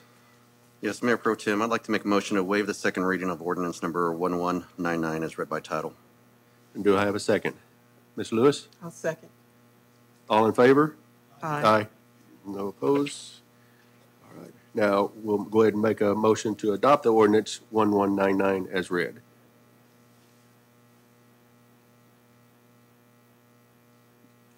I have a motion. Councilmember Jones. Yes, Mayor Pro Tem, I'd like to make a motion to adopt ordinance number 1199 as read by title. Thank you. Do I have a second? Ms. Lewis? Second. All right. We'll ask Ms. Melanie for a roll call, please. Jones? Yes. Lambert? Yes? Lewis? Yes. Yes. All right. Ordinance number 1199 is adopted ordinance. We'll now move to ordinance 1200. Adopting the reference, the 2022 edition of the California Fire Code by amendment to the Title 4, Chapter 3 of the Los Banos Municipal Code and adoption of local amendments thereto. And take a motion to waive the second reading. Mr. Jones? Yes, Mayor Pro Tem, I'd like to make a motion to waive the second reading of ordinance number 1200 as read by title. Thank you. Do I have a second? Councilmember Lamas. Yes, Mr. Mayor Pro Tem, I'll second that. All right, thank you. I have a motion from Mr. Jones, a second from Lamas. All in favor? Aye. Aye. No opposed? All right, Now we'll move to adopt the ordinance 1200 as read. Councilmember Jones? Yes, Mayor Pro Tem, I'd like to make a motion to adopt ordinance number 1200 as read by title. And do I have a second? Councilmember Lamas? I'll second that. All right, well, I have a motion from Councilmember Jones, a second from Alamas to adopt the ordinance 1200. Ms. Melanie, a roll call? Yes. Yes. Yes. Motion passes. Thank you, staff, for the report. We'll now move to item B, public hearing. To receive public comment and consideration of adoption of certification of the final environmental impact report, EIR, adoption of mitigation monitoring and statement overriding consideration, adoption of the general plan 2042, and adoption of the annexation ordinance. And we'll now turn to Community and Economic Development Director, Ms. Elms. Thank you again, Mr. Mayor Pro Tem. So tonight, we will be presenting the Draft General Plan 2042 and EIR. With us tonight, I will just real briefly present the agenda.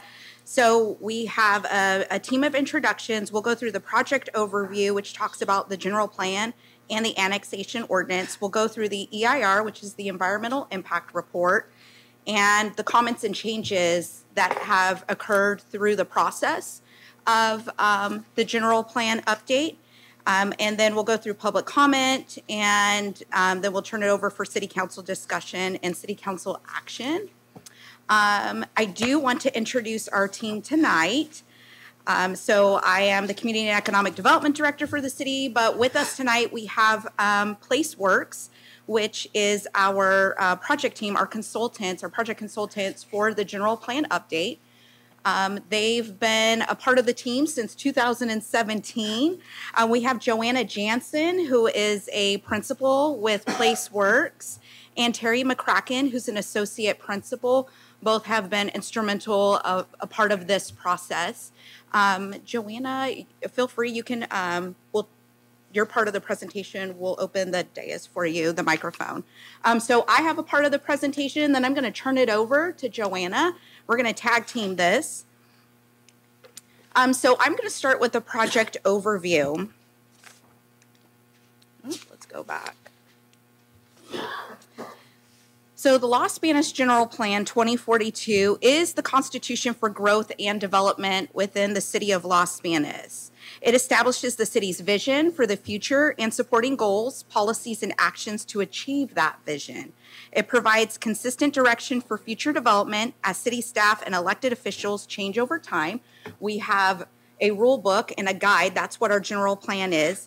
And it is one of the most powerful documents to balance growth and quality of life in the city of Los Banos. It's also required and mandated by the state of California that each city have an adopted general plan.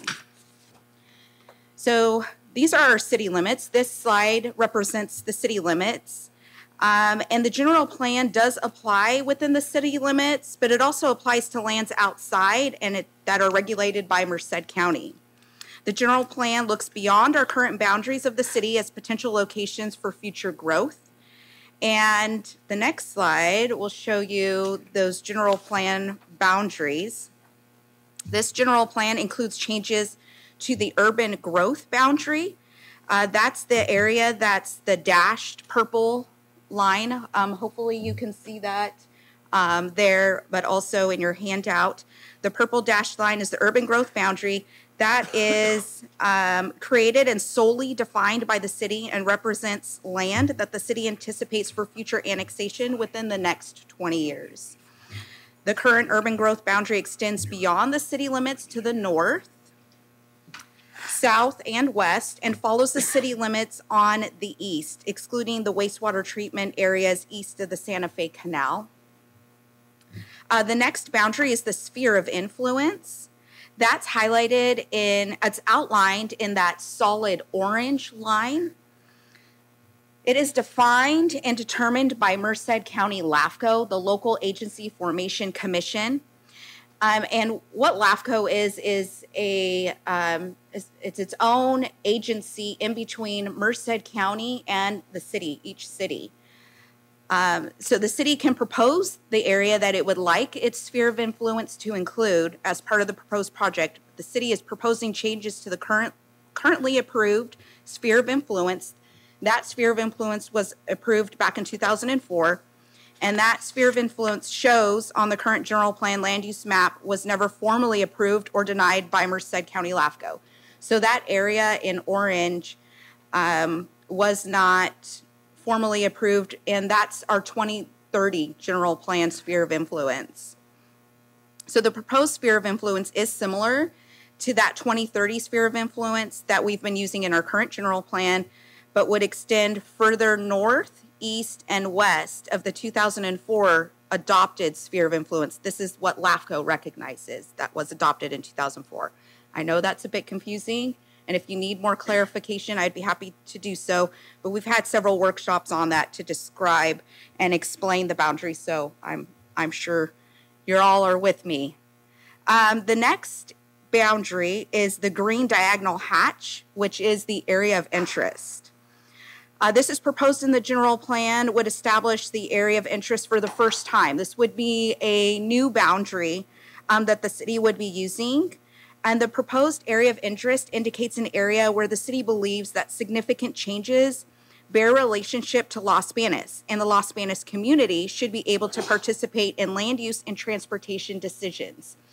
So essentially, this boundary is outside of the sphere of influence. The city of Los Banos has no jurisdiction. That is completely within the jurisdiction of Merced County. But the city of Los Banos has identified that area around the bubble of that sphere of influence, and that we would like to be consulted with Merced County if any changes should occur. So that area extends all the way to Volta, and should a new rock quarry be proposed out there, or even a new dairy, that would have impact on the city of Los Banos, and we would want to be consulted as a part of that process. So that's why we've identified this area of interest, and this has been added through consultation with the County of Merced and Merced County LAFCO. They actually suggested that, as we were talking about, this area is an area that the city is concerned about. It's definitely outside of our sphere of influence, but we would like to be consulted. They identified using an area of interest to identify that area. They use that in other cities in Merced County, and it's recognized areas outside the sphere of influence boundary that reflect unique coordinated planning areas agreed to between the city, county, and urban and/or urban service districts. The city, as I said, we have no jurisdiction outside of that area of interest or the sphere of influence, and the area of interest is not considered for urban development or annexation by the city within the 20-year planning horizon of the general plan 2042. This is just an area that we would like consultation with Merced County should anything occur in that area. So I want to make that clear. So we have identified some key issues within this general plan update, and these are fundamental issues that the general plan intends to address. We've identified that economic development is of high importance, growth management, and an annexation policy, which we're proposing tonight. We have focused on our downtown, that we provide agricultural mitigation, we focus on water supply, historic preservation, and legislative consistency updates. And actually, that last bullet, legislative consistency updates, were really the trigger for us updating this general plan and why we launched it back in 2017. There had been so many legislative updates through the state, and we wanted to ensure compliance with all of those state updates, and that was the main issue of embarking on this journey. So what is in the Los Banos General Plan? So it addresses issues through individual chapters, which we call elements, and some of these are required by state law, and there's others that are optional that the city has chosen to include because we feel that they are important. So the required elements are land use, circulation, parks and open space and conservation, which includes air quality element, and that is required in the San Joaquin Valley. We have safety, noise, and environmental justice. Environmental justice is a new element that is required by the state of California. And it's about improving health services and community engagement in neighborhoods that are burdened by pollution. Rather than being isolated in a single element, policies and actions to improve community health and environmental justice are comprehensively located throughout the general plan. I do want to mention that there is one important required element of the general plan, which is the housing element. And this is a separate policy, a separate process, and ensures that the city has policies and programs in place to support adequate housing for all members of the community at all income levels. And because housing is such a priority for the state of California, the state has a number of very specific rules about what must be in the housing element. It also is the only element of the general plan that is required to be reviewed and approved by the state of California, the Department of Housing and Community Development. So the housing element is prepared under a separate process. It has its own cycle and its own timeline through the state of California that's legally required. So the housing element is a part of the general plan. It is an element of the general plan, but it is the only element that's not being updated as a part of this update because it's on its own cycle. And actually, that's an item we'll be talking about on the next City Council agenda on November 2nd about the housing element. So it will not be a part of tonight's general plan update. So the annexation ordinance, we want to touch upon this. In addition to adopting our general plan tonight, is the first reading for the council to consider adoption of a new ordinance to help implement the general plan. We identified through stakeholder and planning commission and city council workshops that that was a key policy, a key goal of the city. And in this annexation ordinance, it would add a new section to the city's municipal code to establish clear requirements for future annexations in order to help to meet the general plan goals for focused and managed growth. New requirements include that lands proposed for annexation must be contiguous with the city limit and must be entirely within the urban growth boundary and sphere of influence. And the land must meet minimum requirements for utilities. And lands proposed for annexation must have a specific plan prepared. The specific plan component is probably the most of the nuts and bolts of this annexation ordinance that I am most excited about. We currently, within our annexation process, have a broad area plan requirement with very minimal standards. But with this specific plan, it gives the city council the ability to understand from day one what that development would look like, from landscaping to elevations to circulation. That infrastructure, it is specific and it's legislated by California government code. So it gives us some teeth.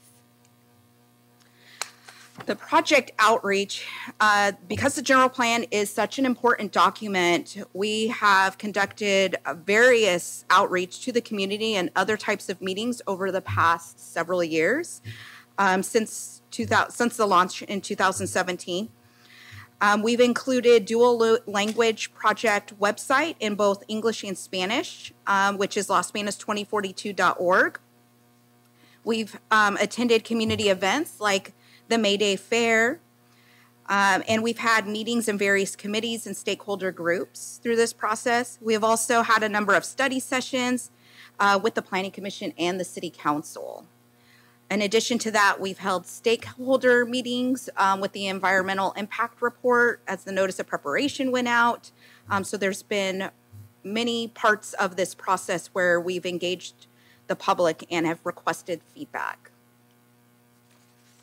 So a recap of the past City Council meetings.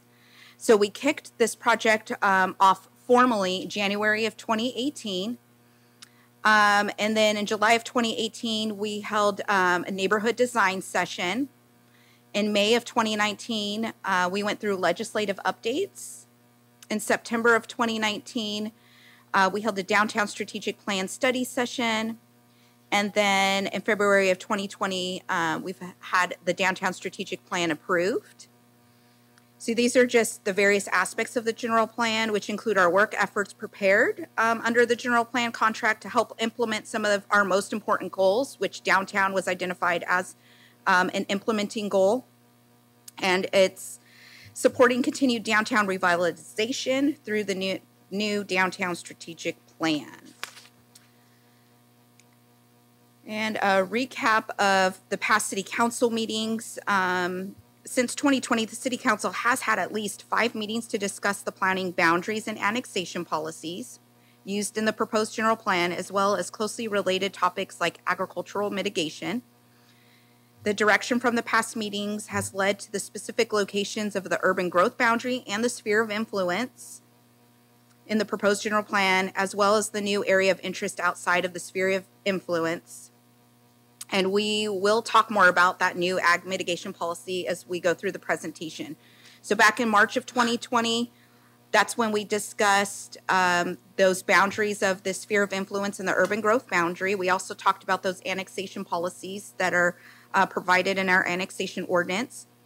In April of 2021, the proposed general plan, land uses and business park feasibility, we held a study session with the City Council with that, regarding that topic. Then in July 7th, 2021, Merced County LAFCO presentation was provided on roles and responsibilities. If you recall, the executive director, Bill Nicholson, was here and provided a presentation to the council. Then subsequently after, in July of 2021, a revised proposed sphere of influence and urban growth boundary was provided from direction from the City Council, excuse me, in a new area of interest boundaries, and included agricultural mitigation. And then April of 2022, sphere of influence and EIR study area was presented to the council. So with that, I'm going to turn it over to Joanna. I could do the clicker. Sure. Joanna, before we start with your presentation real fast, we're going to take just a quick break real fast. We'll be right back.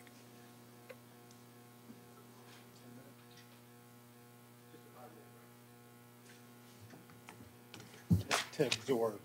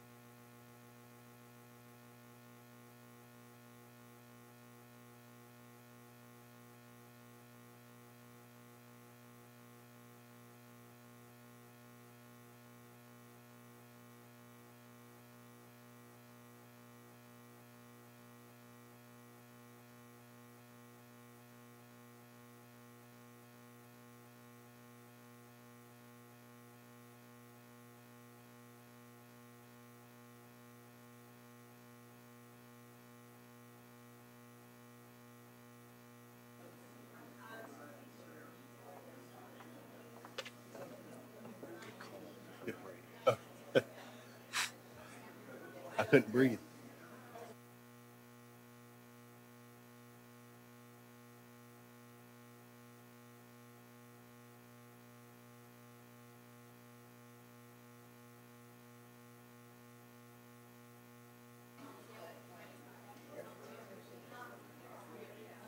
All right. I appreciate everybody for that, taking that little bit of break.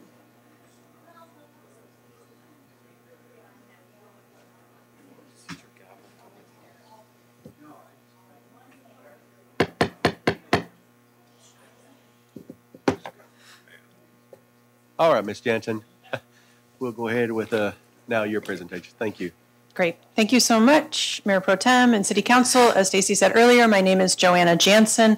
I am a principal at PlaceWorks. We're the consultant leading the general plan update work. And it's been my honor and pleasure to work closely with Stacy and with this council on the plan for the past 5 years.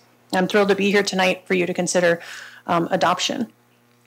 Before you adopt the general plan, you also need to certify the Environmental Impact Report, or EIR. So this next section of the presentation addresses what the EIR is and what impacts and mitigation measures it defines and what comments we received on it.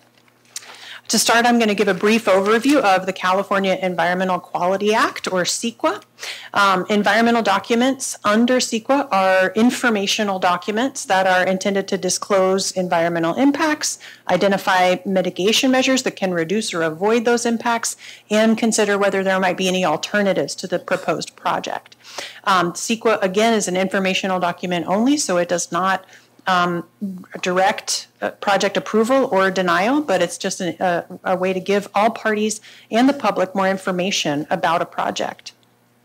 For some projects, like the general plan, we do what's called a program level EIR. So sometimes you might see EIRs before you that are about a particular building or a particular new subdivision. This is something different. It's about when we have a document that's a series of actions or an issuance of rules or regulations. As Stacy said, that's what the general plan is for the city. And so we use a program level EIR. We're not thinking about a construction of individual projects. So future individual projects may well continue to require their own project level EIRs. Even if they're consistent with the general plan. However, those subsequent project level environmental review can often be tiered off of or use a lot of the information and conclusions from this program EIR on the general plan. And in that way, it streamlines and makes future environmental review processes that much faster and less expensive for projects that are consistent with the general plan. This chart describes the EIR process that's mandated by state law. It begins with an issuance of the notice of preparation that we're going to be preparing an EIR. We did that at the beginning of 2022, and we held a scoping meeting. Then we conducted the environmental review process and circulated it for a 45-day public comment period over the summer. And then we received comments on the draft EIR and prepared a final EIR that we released back in September. We took that to a planning commission meeting, and then now we're here tonight at this city council meeting for you to consider certification.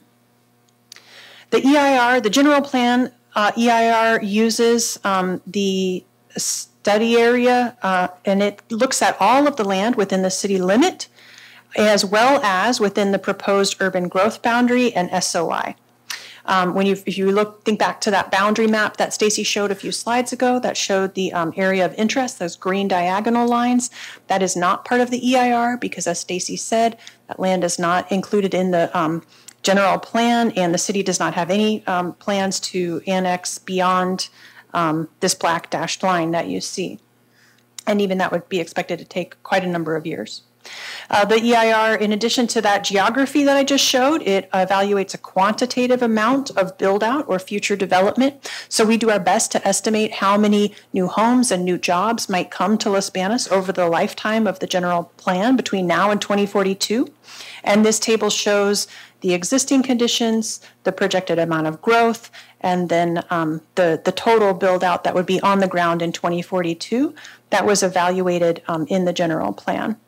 So looking at a population increase from 42,900 today to about 72,500 by 2042, and an increase in jobs from 7,000 jobs in Los Banos to 12,000 jobs in Los Banos over that same time period. Again, these are just estimates based on the what's allowed by the proposed general plan. There is no kind of guarantee that this is exactly what would happen, but we want to create an envelope for development.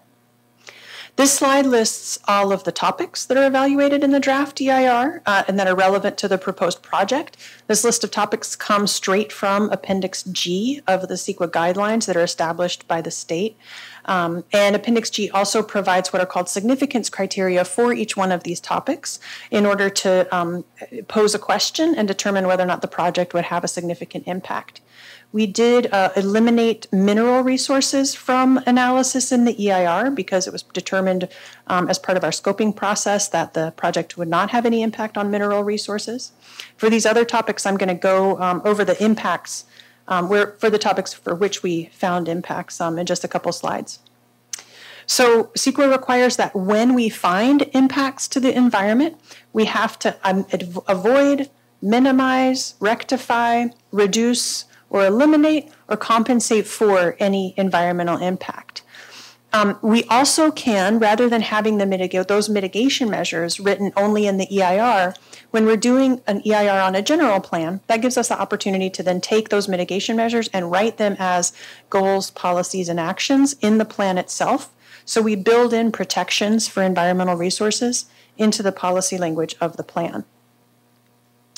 So this is kind of an overview of some of the cases where we found both less than significant impacts and significant and unavoidable impacts. And I'm going to talk more about the individual mitigation measures in just a second. So we found less than significant impacts that are able to be mitigated for air quality and for noise, and what are called significant and unavoidable impacts for agricultural resources, air quality, greenhouse gas emissions, noise, and vehicle miles traveled. So let me walk you through each one of those. First, starting with agricultural resources, you saw the map of the area that the general plan covers, and clearly some of the land that's covered by that map is agricultural today, and the general plan designates it for other types of uses. Could be new homes, new businesses, new schools and parks. And that will convert that agricultural land to urban uses instead.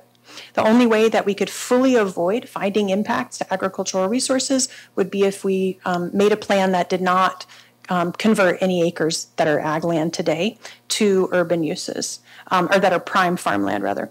So even if we just developed 1 acre or 5 acres of ag land, that could be a significant impact. So we have done a lot in General Plan 2042 to minimize and reduce the conversion of agricultural lands, but there is going to be some agricultural land conversion as part of future development. And so therefore we found what is called a significant and unavoidable impact. So we do have policies to support agricultural conservation easements. We have policies requiring a one-to-one mitigation for ag land that's converted. That's consistent with the county policy. And we have a number of other policies and actions, but that is not adequate to reduce this impact to a less than significant level. So we did find a significant and unavoidable impact. When we look at air quality, we were able to identify mitigation measures to reduce air quality impacts to a less than significant level. So that includes preparing technical assessments for project-specific air quality impacts for both construction and operation of those projects. For industrial and warehousing uses, we have a mitigation measure to require an operational health risk assessment to reduce pollution levels below the thresholds that are established by the San Joaquin Valley Air Pollution Control District. And then finally, a mitigation measure to implement an odor management plan for projects with the potential to emit nuisance odors. Turning to greenhouse gas emissions, we have a mitigation measure that requires the city to prepare what's called a climate action plan to achieve the greenhouse gas emission reduction targets that have been adopted by the state, and then to update that climate action plan every 5 years with some specifics about what that plan needs to entail. So we believe that by doing this plan, the city will be able to reduce greenhouse gas emissions below the level required for finding an impact. However, because that plan is not in place today, we don't want to guarantee that those impacts, those emissions could be mitigated. And so again, we found a significant and unavoidable impact.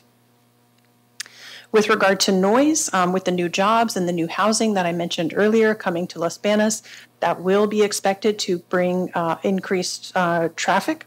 And so we think that the noise from that traffic has the potential to create impacts in Las Banas. And we have some recommendations for how to mitigate that noise, as well as from mitigating vibration and from construction.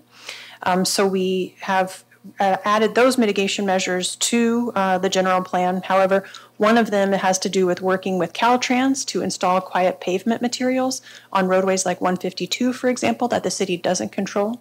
Because the city can't unilaterally make that improvement, we can't guarantee that that mitigation will happen. And so again, that's a significant and unavoidable impact. And then finally, in the topic of transportation, the state requires us to look at what is called VMT, that stands for Vehicle Miles Traveled. So again, this is a case where we have a lot of policies and actions to do things like supporting the transportation demand management in individual new projects, adding bicycle and pedestrian infrastructure so that people have the option to choose to not drive if they would like to, continuing to support public transportation in Las Banas. So we did work very hard in the general plan to try to reduce the need for people to drive and the length that they have to drive to the extent feasible. However, even with those measures, given Las Banas' conditions today, we did not demonstrate that VMT could be reduced below the threshold. And so we have found a significant and unavoidable impact there as well. And then finally, just to touch on what we call cumulative impacts. So Las Banas doesn't exist in a vacuum. The region is developing at the same time as Las Banas. And so we want to take into account how the impacts here within Las Banas from the general plan might play into other similar impacts in the surrounding area or the region. The general plan EIR really focuses mostly on citywide cumulative impacts and found that there could be cumulatively considerable impacts. So the general plan itself would have impacts. The general plan would also contribute to larger impacts in agricultural resources, air quality, greenhouse gas emissions, noise, and transportation. And the last important step in the EIR process is to prepare a final EIR that responds to all of the comments we get on the draft EIR. So you remember that flow chart earlier. Public information and public comment is a very important part of this process. So the draft EIR was published from June 17th to August 1st to receive public comments. And we did receive comments from several stakeholder agencies here in the Las Banas area, as listed on this slide. And we responded to each one of those comments in a final EIR that was published on September 23rd. Oh, it was published on September 23rd, 2022, not in 2002. Sorry about that. And so that final EIR includes changes and corrections to the text of the draft EIR, as well as our responses to the comment letters from all of the public commenters. So let me take a minute and go through what some of those comments were and how we have changed the general plan and the EIR in response to those comments. So we heard a lot of comments, concerns about the impacts of urban expansion and annexation as the city plans to grow over time. That might include impacts to biological resources and agricultural resources, as well as impacts to wetlands and water quality, and increased stormwater runoff to canals that are operated by the CCID and Grassland Water District, and increased groundwater use. So some of the comments that we received on the draft EIR were also comments on the draft general plan. And we try to respond, we have an obligation under the law to respond to all of the comments on the EIR, which we did in the final EIR. But in addition, we also did take those comments into consideration to make some changes to the draft general plan. So, for example, we revised the land use element to clarify that any land proposed for annexation must be located entirely within the sphere of influence, or SOI. We added some detail to the parks, open space, and conservation element policies, clarifying the requirements for future biological resources assessments that will be conducted on a site-by-site basis as individual projects are proposed, so that we can have the most accurate and current assessment of biological resources rather than doing studies today that will become stale quickly. And then we also added a new policy in that same element to establish and implement an agricultural mitigation program that is based on Merced County's agricultural land mitigation policy. So I'm going to show that to you here on this slide. This is a very important new policy added to the general plan. And as you can see here, it requires that any acres converted from agriculture to other uses be preserved at a 1-to-1 ratio by other agricultural land being put under conservation. We also added changes to the public facilities and services element to work with CCID regarding water rights on annexed land, and added new policies in that same element to strengthen water quality protection, to regulate stormwater runoff, to monitor the quality and the quantity of stormwater runoff, and to work with CCID and Grassland Water District to develop a regional stormwater plan. And then we also heard a comment at the at the Planning Commission hearing back in September from a resident who requested a change to the general plan land use map. So we did make a change to the policy you see outlined here from a medium density residential designation to the requested low density residential designation. So if you choose to adopt the general plan tonight, all of those changes will be part of what you're adopting. We have received a number of comments about groundwater use and concern about the impacts of groundwater from future urban growth in Las Banas. You've already heard at least one speaker address that here tonight. We understand that adequate water is essential for human life. It is how we drink water. It's how we grow our food. And so it's absolutely a it's a crucial topic that we need to address.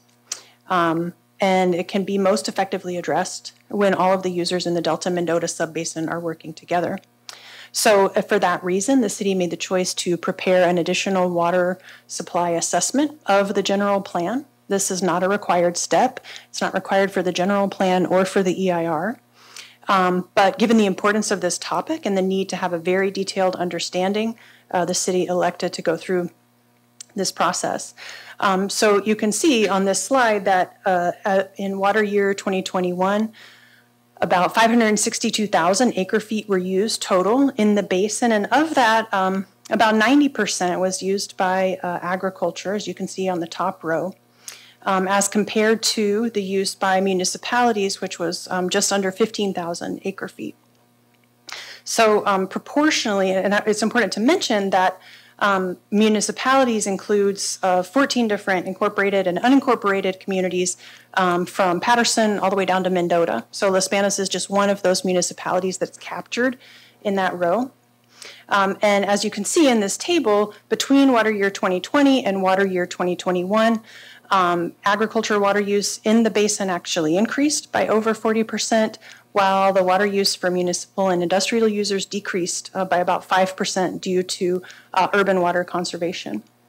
While groundwater use for agriculture needed to increase because there was less surface water available in water year 2021. The most recent annual report for the subbasin shows that all 6 GSP members are on track to, yes. I got a question for Ms. Please. Thank you. Yes. Thank you. On the groundwater usage for municipalities, you said that there are other communities in this calculation. It's not just Los Banos? That's correct. Okay. So it shows that the municipalities are decreasing the use of water, but as you said, agriculture is increasing. As far as surface water is concerned, is agriculture also draining on the surface water as well? Well, this table really is focused just solely on groundwater use.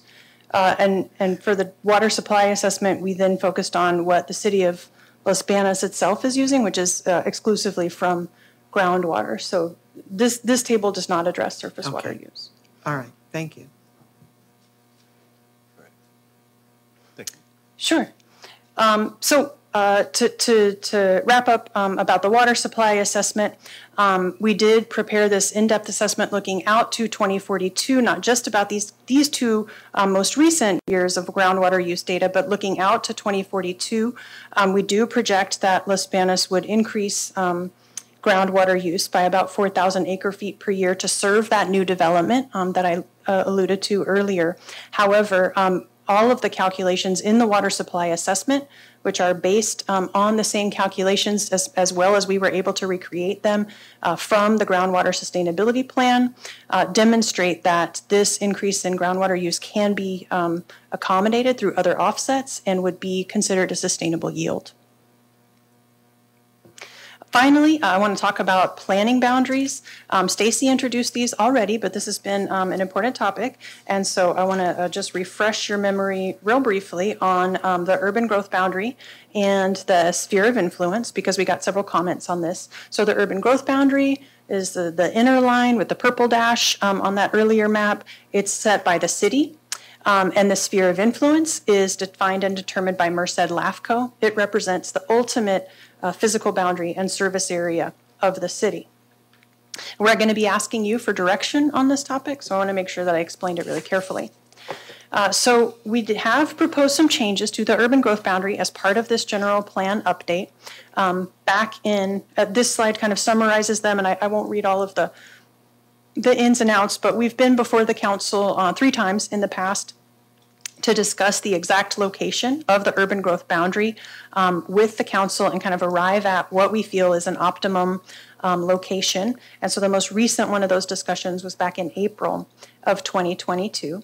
We ended up with the map that you see here on this slide. This is the same map that Stacy went over earlier. And the urban growth boundary is, again, that kind of purple dash line. In a lot of places, it overlaps with the orange line, and so it's not so visible. But now I'm going to zoom in kind of on one area over here on the eastern part of town. Some people call this the dog leg or the intercanal area. So as you can see from the black line on this map, this area is currently inside the city limits. The black line on the map is the city limits. And this map that we're looking at is the existing 2030 general plan that's in place right now today. And so you can see that little purple dashed line kind of over there on the curve on the left-hand side of that area. That's where the urban growth boundary is today under the existing general plan. This line here, well, you can't see my mouse. The horizontal line is State Route 152, Pacheco Boulevard, just to help orient you. Existing land use designations in your current general plan, the green is agricultural rural, and the gray is the State Route 152 bypass, which prohibits physical development. So this is how that map looks in the proposed general plan. Again, as seen at the top of the slide, this area is about 130 acres total. So we made 2 changes in the proposed general plan. First, based on those past discussions with the council, we extended the urban growth boundary to follow city limits. Again, this land is already within incorporated Los Banos. Second, now that this land is within an area that's identified for urban growth, we applied an urban industrial designation in place of the green ag-rural designation. So that's the lighter gray color that you see within this. So this designation was intended to reflect both the fact that there are already a couple of industrial businesses that are operating in this area, and also the fact that there's a lot of the industrially designated land that's within Los Banos city limits is built out or entitled, and so there's not actually a huge supply of industrial land, vacant industrial land remaining within city limits. So just to give you some sense of the scale here, the inner area that's closest to the existing urban footprint of the city on the west side, that's about 35 acres with an industrial designation. The dark gray SR 152 bypass area in the center, that's about 83 acres. And again, that designation does not allow any physical development in order to preserve land for a future bypass.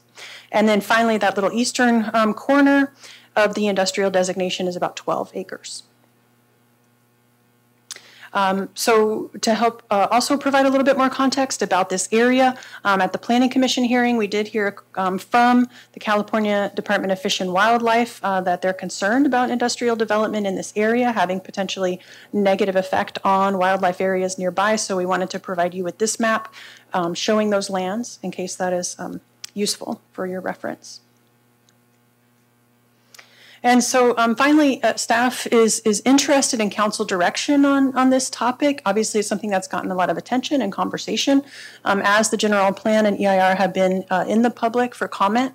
So we see three options. You certainly might identify more in your discussions tonight, but three options that we would propose are to keep this map as it is, as it was shown on the slide a couple, for the existing draft general plan. That was confusing. For the draft general plan, 2042 general plan with the industrial designation and the urban growth boundary extension. Option B would be to revert back to your current 2030 general plan that has the ag rural designation in the green. It's got the urban growth boundary drawn to exclude this dogleg area. And then it also would establish the grassland resources overlay zone to cover this area. Those are all components that are in the existing general plan that's adopted today. Finally, as an option C, you could direct us to maintain the industrial designation in the 35-acre western area that's closest to the existing urban footprint and extend the urban growth boundary to the edge of the State Route 152 bypass designation, and then revert that 12-acre eastern area to ag rural. So we believe that the State Route 152 bypass designation and the ag rural designation together would really preclude significant physical development in that area, as well as being outside of the urban growth boundary. So I want to pause there and give the council a chance to react to this set of questions and options, if you would like to. Is there anyone from council? Mr. Lamas? Thank you, Mr. Mayor Pro Tem. Thank you very much for that very detailed, extensive report. I appreciate that very much. Just to be clear on option B, that would include the currently designated as industrial west area, 35 acres, and the industrial east area of 12 acres. Is that correct? Correct. Option B would change both of those draft industrial designations back to ag rural, which is, just to be very clear, the current designation that's in place right now today. Correct. Yeah, I think that I like that designation the way it is. The ag rural designation. Correct. Yeah. Are you open to other questions or just specifically this? Just for this, Just just for this this, right okay. now, All just right. this slide. Very please. well. We have more to the presentation. Not Lewis? much. Okay, thank you. Ms. Lewis? I think I'll reserve my question until the presentation is finished on this. We have the three choices, and it looks like B, to keep that green box that was up there, the whole 35 acres to the west and the 12 to the east would remain as agriculture with no development at all. That's what the proposal is for that. Okay. And is that the most amenable process for the city as far as working with our partners that may surround any of that industrial, any of that agriculture area? Yes, actually, a great comment, Councilmember Lewis. So based on the comments that we did receive, staff analyzed and in cooperation and coordination with our partners at Grasslands, we do feel that that is an acceptable change to the general plan, and in coordination with working with them in the future. And that's option B? Yes. Okay, thank you. Thank you, Ms. Lewis. Would you like to continue? Okay, thank you. Just a couple more slides here before we wrap up. Finally, an important part of CEQA is the possibility of adopting a statement of overriding considerations. So as I mentioned earlier, CEQA documents do not require the council to take one action or another. They are informational documents. So if the EIR finds significant and unavoidable impacts, the City Council may still approve the project, but you must make specific findings that are based on substantial evidence that the impacts have been mitigated as much as possible and that the benefits of the project outweigh the potential negative or adverse environmental impacts. And that statement of overriding considerations needs to be included in our record of project approval for the general plan and the annexation ordinance. So just briefly to wrap up, tonight we're asking the council to provide us with direction on the East Intercanal area, to certify the EIR on the General Plan 2042 and the Annexation Ordinance, to adopt Los Banos General Plan 2042, and to introduce an ordinance to amend Title 9, Chapter 3 of the Los Banos Municipal Code relating to annexations. That would be considered the first reading of that ordinance. So you would not take final action on that tonight, but we would be back before you on November 2nd for the second reading of the annexation ordinance. And then also, assuming that we're ready to move forward with the general plan, we would work to incorporate all of the changes that I mentioned earlier, as well as any additional direction from tonight, and create a final general plan document in the coming few weeks. That's all. Thank you, Ms. So, well, that concludes our presentation. Thank you, everyone in the public, for being here and for the public comments that we've received through this process. It's been very much appreciated. And from our stakeholders of working through this process,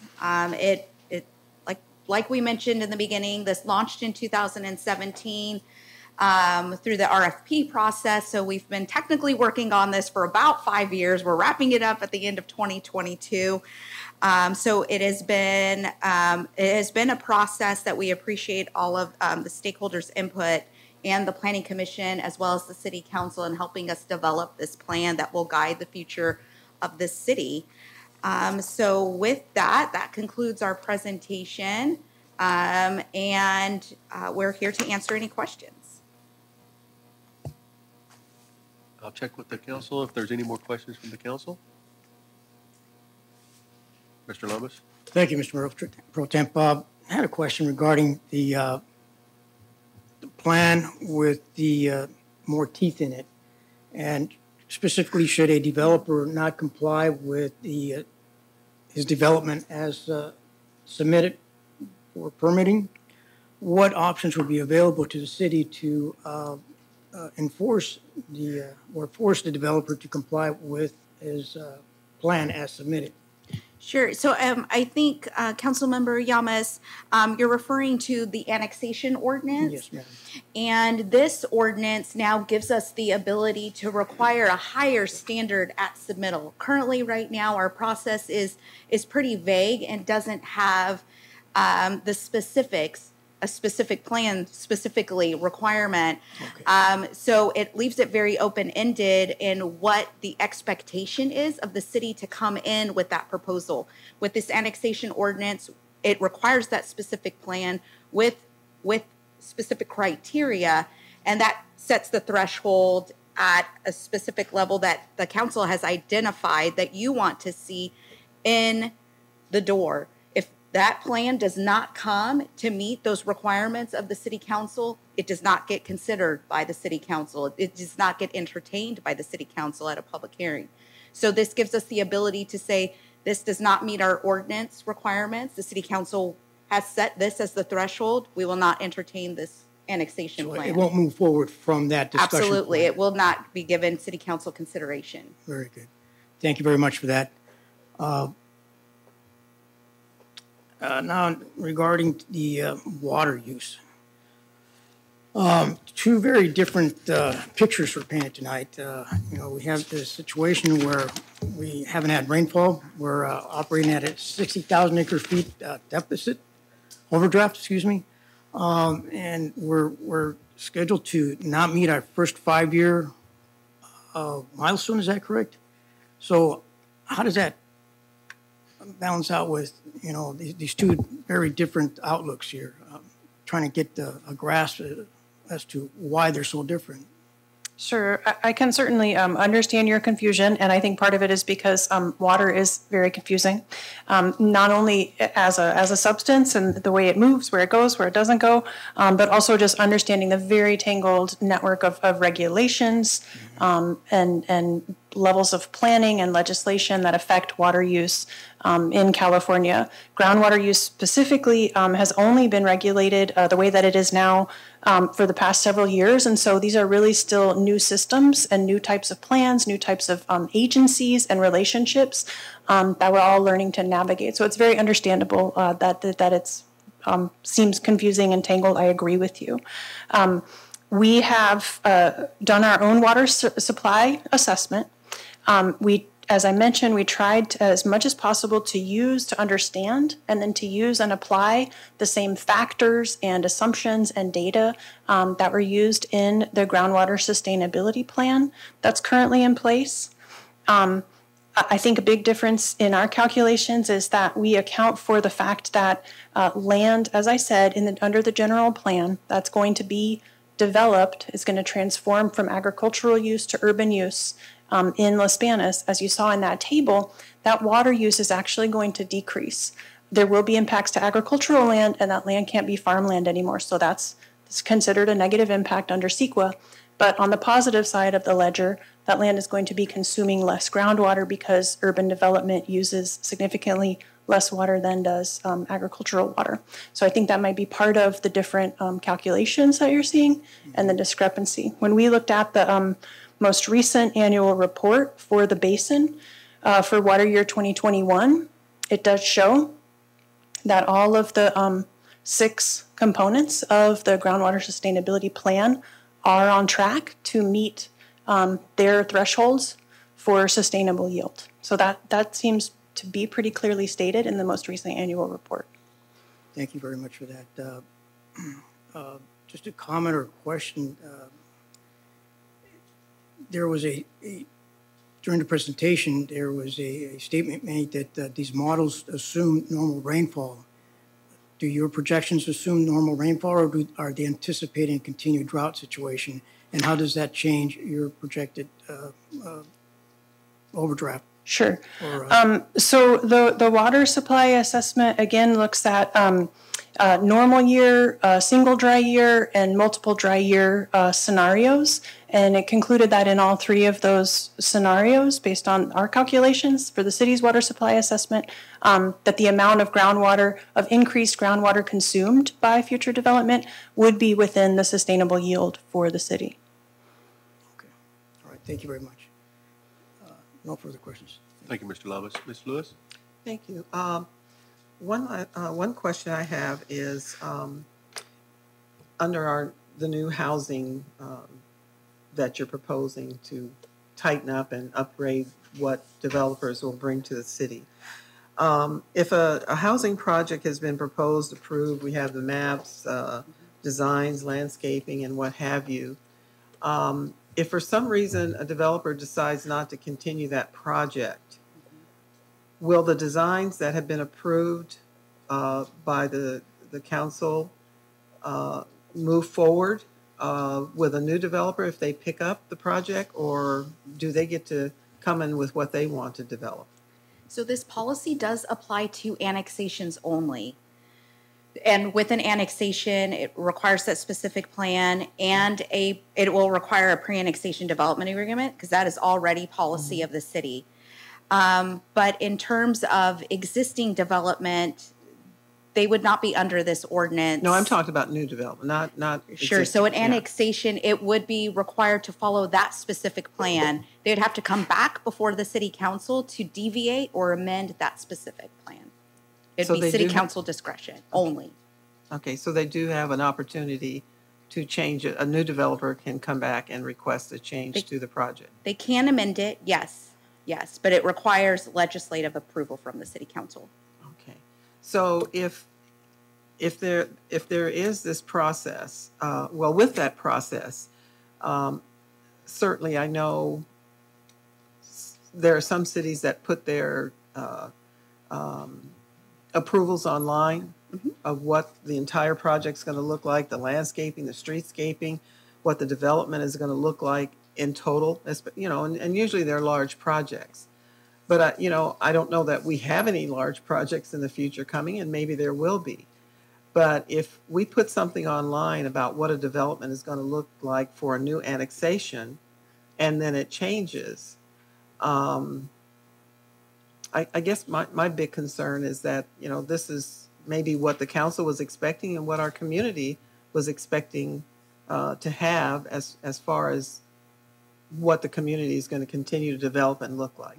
So I hope that, with caution, that as we move forward for those new annexations and something like that may happen, that it's not going to be something that's a big major change, because it just changes the whole perspective of what the city is trying to move forward and designing out our future as far as housing and business and whatever, because it could be a complex where it's mixed housing and including some business or industrial in it. It could just kind of throw everything off. So I guess for me, I would be a little bit cautious about making changes for new annexations that are coming in, and it's been approved. And this is what the council, who is seated up here, has the desire to do. Yeah. That's it. Thank you. Thank you, Ms. Lewis. Any other questions? So now we'll go ahead and open up the public forum, public hearing.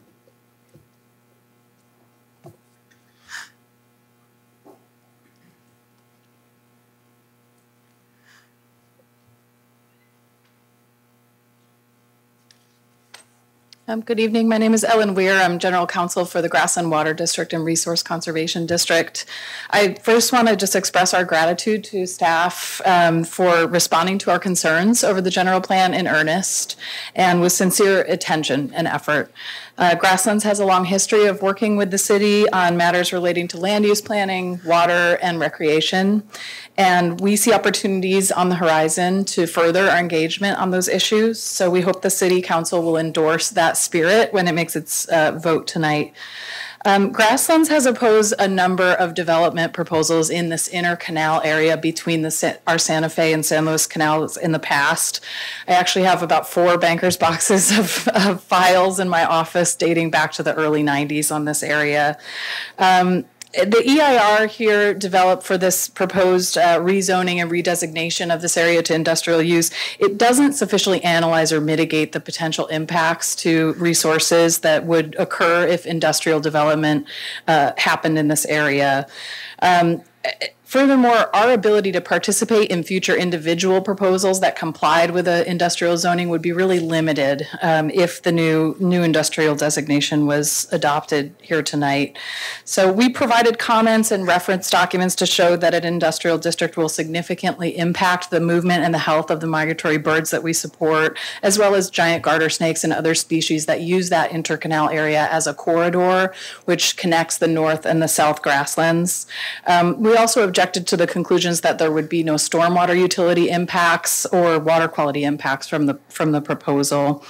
So we're requesting that the city remove from the general plan update and the EIR the proposed designation of industrial in the intercanal area, and we request that grassland resources overlay zone be identified as it currently exists in the general plan. So in short, we are asking you to vote for option B. Thank you for considering our comments.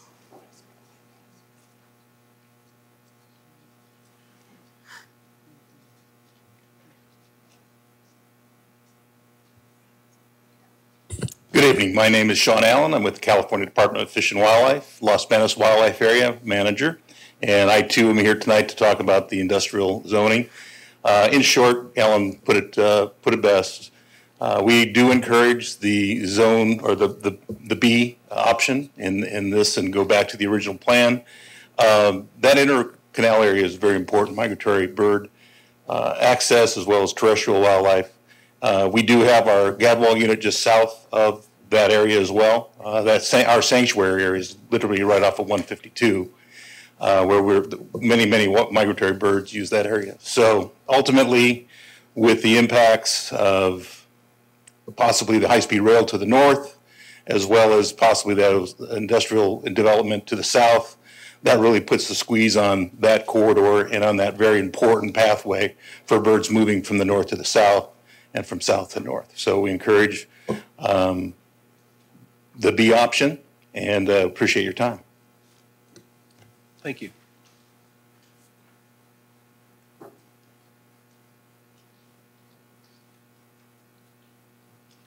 I'm Anna McCauley, resident of Los Banos.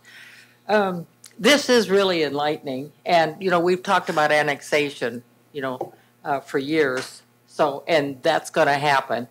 My only concern is that although urban use supposedly, well, of course it does, it uses less water than agriculture, but we can't ignore agriculture. If we don't have it, and we continually chew away at it, we're not going to have agriculture.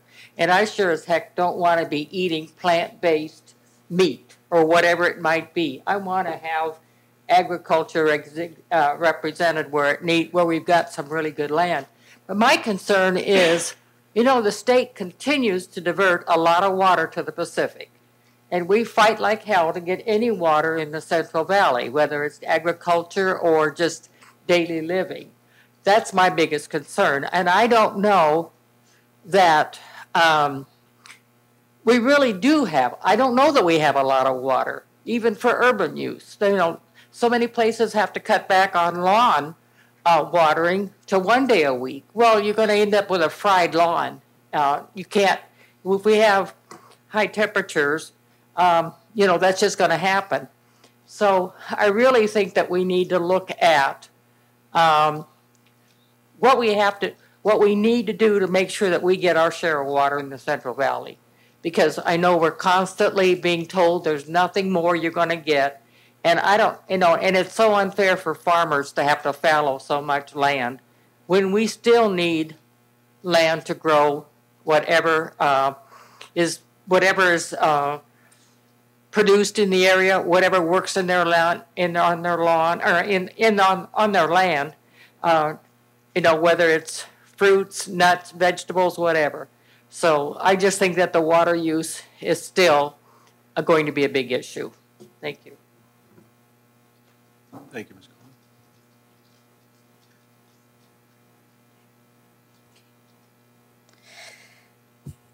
Okay, one more time. Having experience in preserving homes, when my friends would say what they would collect and what I would collect, I'd have to embarrassingly let them know that I collected homes to try to save them, to try to put them back in their original state downtown. I see that all of you guys are investing financially, time, and planning into preserving downtown.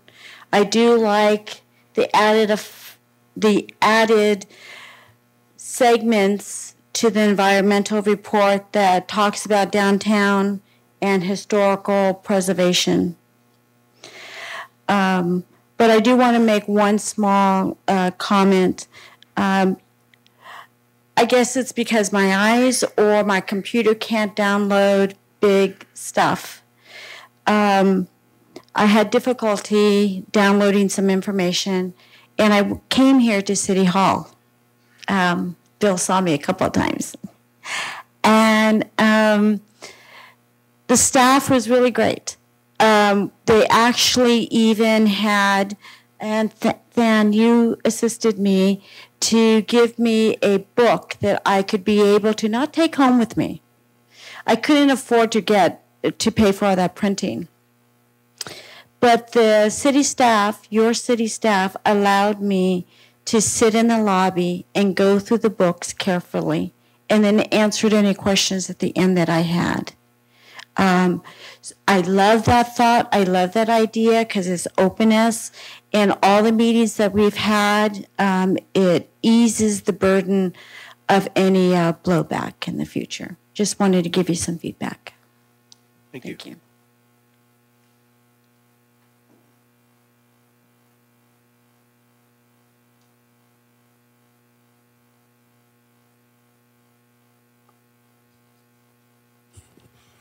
My name is Pepper Snyder, and I'm president of the Grasslands Water District. And I just want to say how blessed this area is to have such a great resource in the North and South Grasslands. So this area is recognized throughout the United States. It's too bad we don't, or a lot of local citizens don't know more what's here. They have a lot of free hunting and so forth in the public area and things like that, and places they can walk and do different things. And you got that duck logo behind you there that represents the city. I hope we keep this area, and it's so important to the flyway, and I think the community and the country really.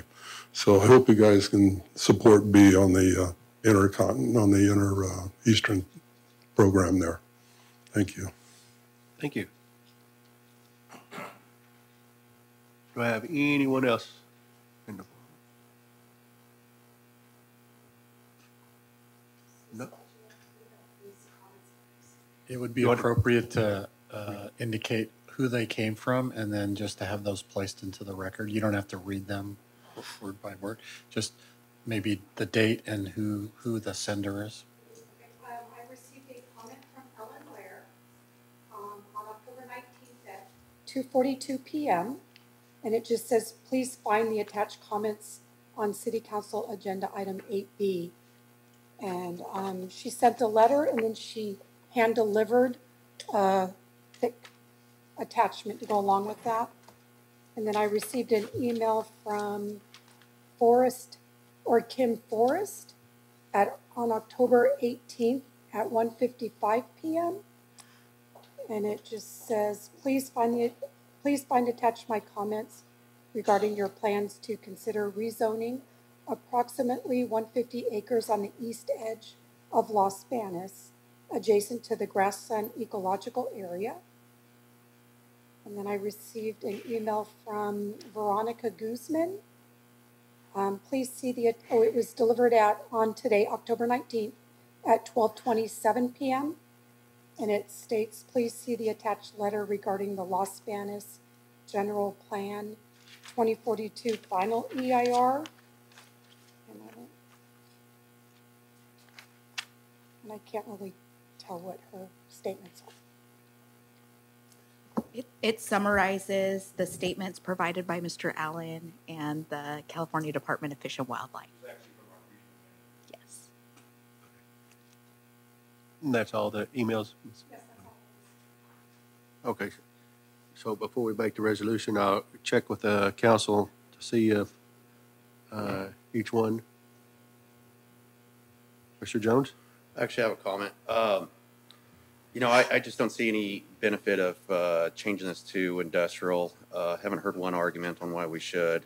I really don't like the idea of developing past that inner canal there. And I know how passionate our water agencies are, and I think this is a prime opportunity to build a stronger relationship with our water agencies and try to develop plans for surface water, because as we grow and develop more, I don't see our groundwater or any more being added to our groundwater. And so it does scare me that, 20 years from now, we might be in a bad situation where our water quality that we're pumping is just not there. It's not even where it's at right now. And we complain with what we have right now, but I can see it being a lot worse.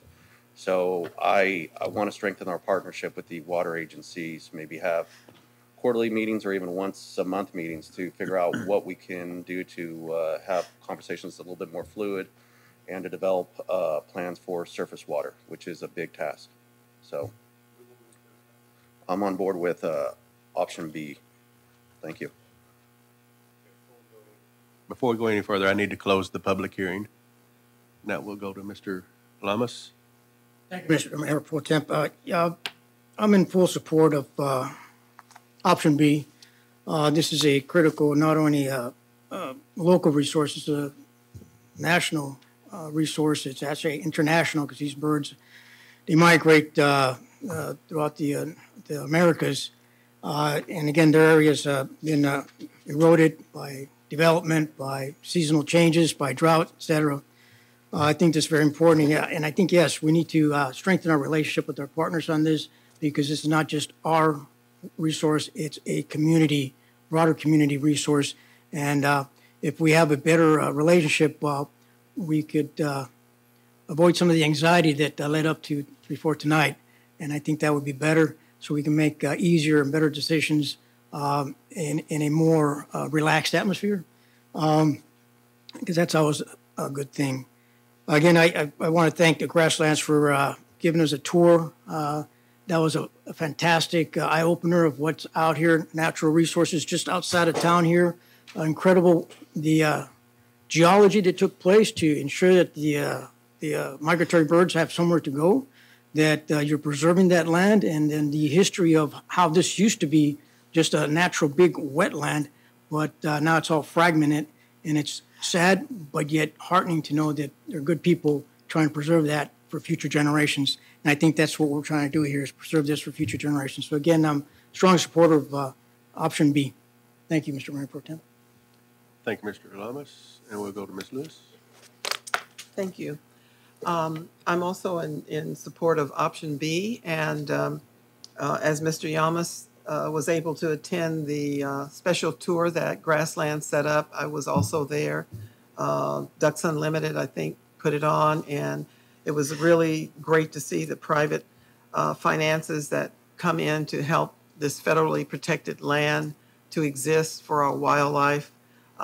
So I can see that continuation that in the report that we have, that flight line that's there off of 152 where the dog leg is for the birds to continue moving forward, whether they're traveling north again or south from the cold air in the winter. So I really appreciate that our staff is able to work with your organization and other organizations, and I hope that this collaboration can continue in the future.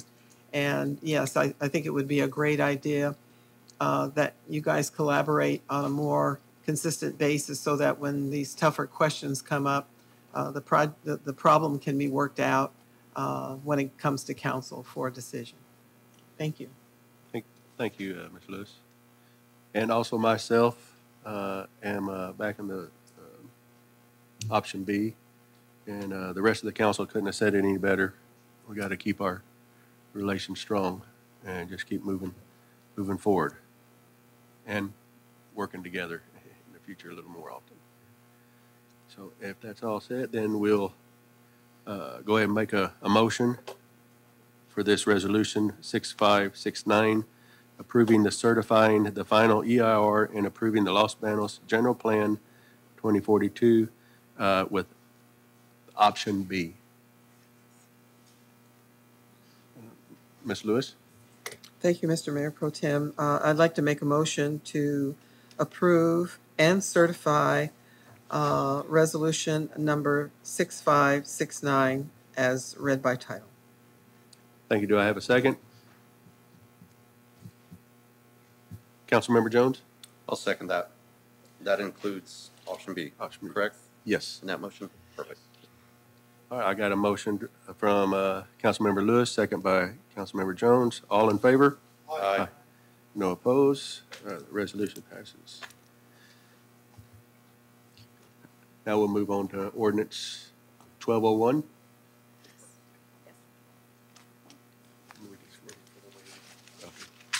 So this is the first, will be a motion to waive the first reading of 1201, adopting an annexation ordinance and related amendments to Title IX, Chapter 3 of the Los Banos Municipal Code. And I have Ms. Lewis. Tim, I'd like to make a motion to waive the first reading of ordinance number 1205 as read by title. I'm sorry, 1201. Okay, do I have a second? Councilmember Jones? Yes, Mayor Pro Tem, I'll second that. I got motion from Ms. Lewis to waive the first reading of 1201 and a second by Councilmember Jones. All in favor? Aye. Aye. No opposed. Okay.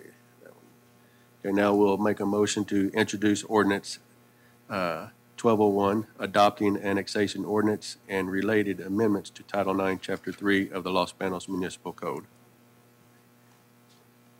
And we got Councilmember Lamas. Hold on. Okay. Motion. Ms. Lewis? Yes, I'd like to make a motion to introduce ordinance number 1201 as read by title. And do I have a second? All right, got a motion from Ms. Lewis to introduce the ordinance and a second by Councilmember Jones. I'll call for Ms. Melanie for a roll call. Yes. Yes. Yes. All right, ordinance passes. All right, staff has their direction. Thank you. Thank you. This is very momentous tonight. Thank you very much. We're very happy. Thank you. And thank you, PlaceWorks, for all your hard work. And thank you to our stakeholders for attending and your comments. Thank you. Thank It's been you, everyone. 5 years. Thank you. Appreciate it. Now we'll move to our next item, item C, the public hearing. To receive public comment and consideration of the proposed permanent local housing allocation, PLHA, application in response to notice of funding available, the NOFA, dated August 17th, 2022. And we'll go to Community Economic Development, Ms. Elms. I am sorry tonight that you are jam-packed back to back with items from me. And you will be tired of my voice for sure by the end of tonight. But we have some, still, this is actually a very exciting project as well that myself and our police chief have partnered on. And this is the Permanent Local Housing Allocation, the PLHA program. And just a bit of background on this particular item. The Department of Housing and Community Development, they released a notice of funding availability, a NOFA, for approximately $304 million for the Permanent Local Housing Allocation Program for entitlement and non-entitlement local governments. And they have a formula of how they break down that $304 million to entitlement and non-entitlement jurisdictions.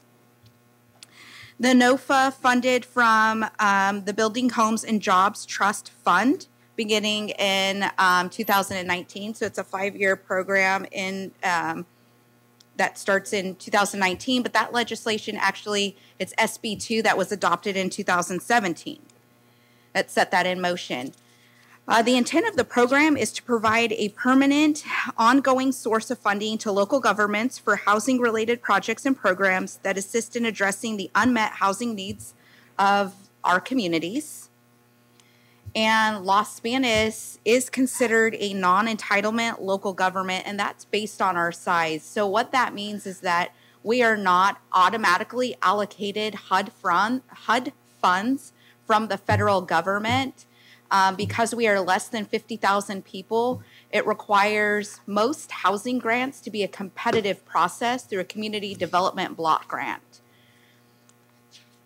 So in order to be eligible for this particular allocation, there are certain eligible activities, and we're required through this public hearing process to identify all of those activities. So bear with me. The first is to develop or preserve multifamily residential live, work, or rental housing that is affordable to extremely low, very low, low, or moderate income households. Second eligible activity is the development or preservation of affordable rental and ownership housing. That includes accessory dwelling units that meet the area median income threshold. A third eligible activity is matching portions of funds placed into a local or regional housing trust fund. A fourth activity could be matching portions of funds available through low and moderate income housing asset fund. Fifth is capitalized reserves for services connected to the preservation and creation of new permanent supportive housing, which has a threshold of income as well. And then the sixth activity is actually what the chief and I are interested in applying for and what we're going to present to you today.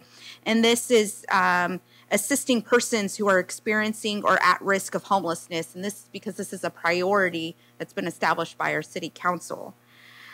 This would be for rapid rehousing. It could be for rental assistance. It could be for street outreach and other supportive case management services. And it also could be for operating and capital costs that navigates for navigation centers and emergency shelters, and the new construction, rehabilitation, and preservation of permanent or transitional housing and transitional housing. So the seventh eligible activity is accessibility modifications. This would be a rehab for low-income owner-occupied housing. Eighth could be efforts to acquire and rehabilitate foreclosed or vacant homes and apartments. Another activity could be home ownership opportunities, including but not limited to down payment assistance. And then the final activity is fiscal incentives made by a county to a city within the county to incentivize approval, that's lots of typos, of one or more affordable housing projects or matching funds invested by a county in an affordable housing development project in a city within the county, provided that the city has made an equal or greater investment in the project.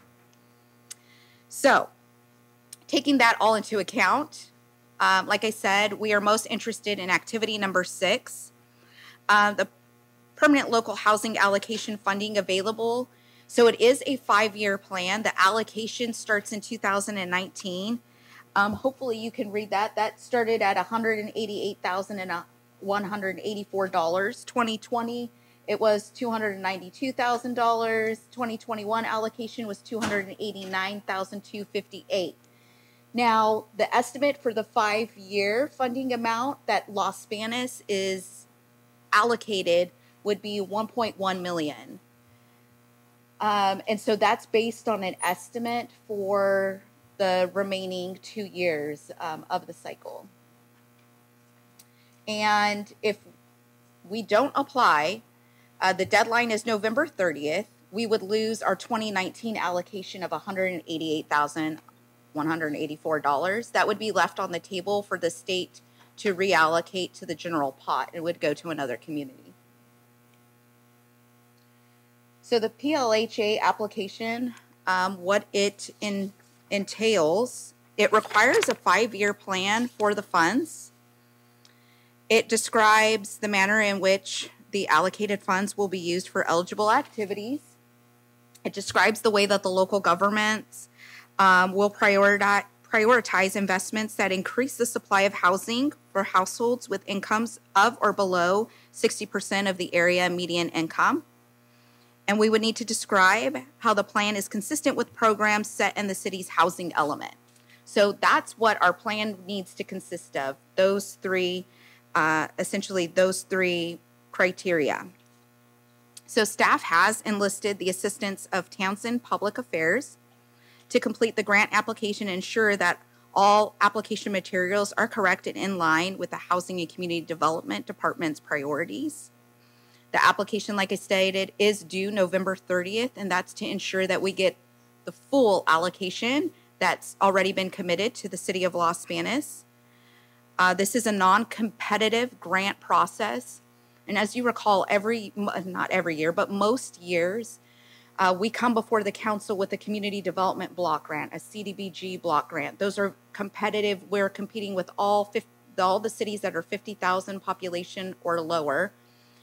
But this is a direct allocation, and if we don't apply for this application by November 30th, we would give up the 2019 allocation, like I said, of over $188,000. So the plan that we're proposing before you tonight has 2 options, and we're seeking direction on one of the 2 options. The first is to purchase and remodel a hotel located in the city for the use of temporary or long-term housing for those experiencing or at risk of homelessness. We have an example of this. This is the project Room Key that is at the Plaza Inn on the east end of town. This is a hotel that some of the units have been converted to, about 25 of the units were converted to be able to temporarily house homeless, those experiencing homelessness in our community. And that's just an example of how this project could work if option 1 is chosen, but it would be on a more permanent basis. And it would require a single room occupancy and renovations to accommodate that.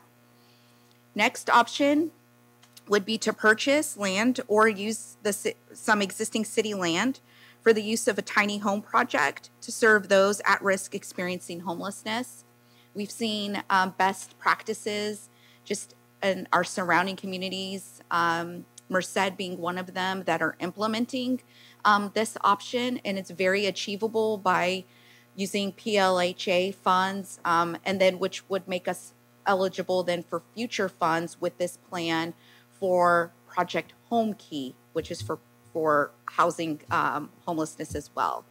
So it would require a combination of those to purchase and build, but this plan would be that first step in achieving that. So 5% of the allocated funds would be used to cover general administration costs that the city would be incurring to administer this plan. And it does require security and covenants for a 55-year deed restriction for affordable housing. So either option that we choose, because this is permanent local housing and we are committing to the state of California that we will be providing permanent housing to our most vulnerable population, there is a requirement. The string attached is a deed restriction for 55 years, but it is only for affordable housing. That does not require that in the, so say the project, for example, we have a subrecipient and we're in contract with them for 10 years. After the 10 years, that subrecipient, that service provider decides not to continue on with the city of Los Banos. It just would have to be used for affordable housing. So it could be used for Section 8, just low income housing. It does not have to be used for special needs like homelessness. It just has to be affordable housing to make that distinction clear. Sure. I do have a question on like the 55-year deed restriction. Let's just say option one, we want to find a hotel. If there's a hotel available that we can purchase and it's in the right area and staff agrees.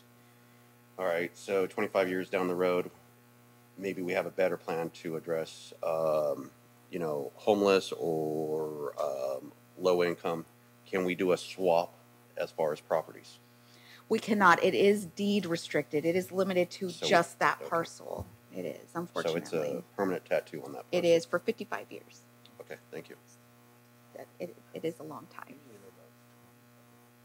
The state of California is serious in their permanent local housing. So this is just an example that we wanted to include for the council just to better describe what we're discussing here tonight in the two options. This is a hotel acquisition renovation example. This is the Plaza Inn, and I'm just using this, you know, as an example. As I stated, Project Room Key has been operating successfully here at this location. But if the city were to purchase this, it would help remove blight in this area. We could address the landscaping in the frontage. We would convert the units to single room occupancy, which would create a kitchenette and a restroom for each of the units, so there would be independent dwelling units. This is what that could potentially look like. This is just a floor plan of what a hotel conversion, what one of those rooms looks like. And this is an example from Fremont, the city of Fremont, with some home key funds. They were able to purchase and renovate a hotel, and they created in the courtyard area, they created open space. There's barbecues and just some common gathering area. This is just a potential idea of what that could look like. The next example, just to give you actually details, this is details for the hotel acquisition and renovation. It would require purchase of a hotel site, like we've stated. It would require complete and necessary renovations to convert that hotel into single room occupancy units. So those units need to be self-sufficient with a kitchenette, restroom, and living area.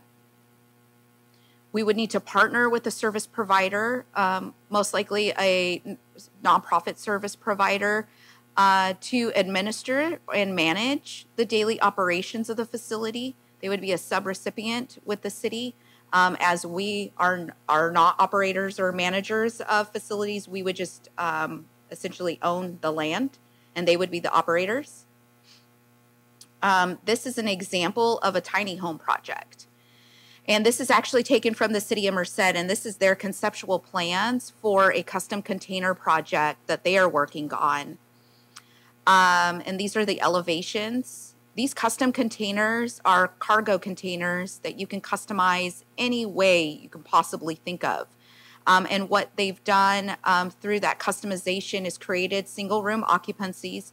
There is a common restroom and a common kitchen area, but it has its own dwelling unit. These are the proposed 3D elevations of what will be in Merced. So what the details of what a project like that would consist of, we'd need to identify the project site, and it would require land acquisition or existing city property. We'd need to identify where this project would go. We'd need to seek proposals from qualified vendors through an RFP, RFQ process to design and build tiny homes for single occupancy. Then we'd need to, again, partner with the service provider, because the city is not an operator or manager of these types of facilities. For those daily operations, it would have on-site management. And I should have mentioned that as well. In both options, it would require on-site living management, which there are service providers in the county that provide that already. And in this option, it would require then a construction of these facilities. In this particular option, it would require additional funding. The permanent local housing allocation funds, the 1.1 million, would only go so far for an site acquisition should we need to acquire a site and construction. But this is the first step. Once you have a plan, then the state of California, we are more likely to be eligible for then home key funds, which are available. So this would be the first step in the process. It really comes down to the discretion of the council and which direction we could take.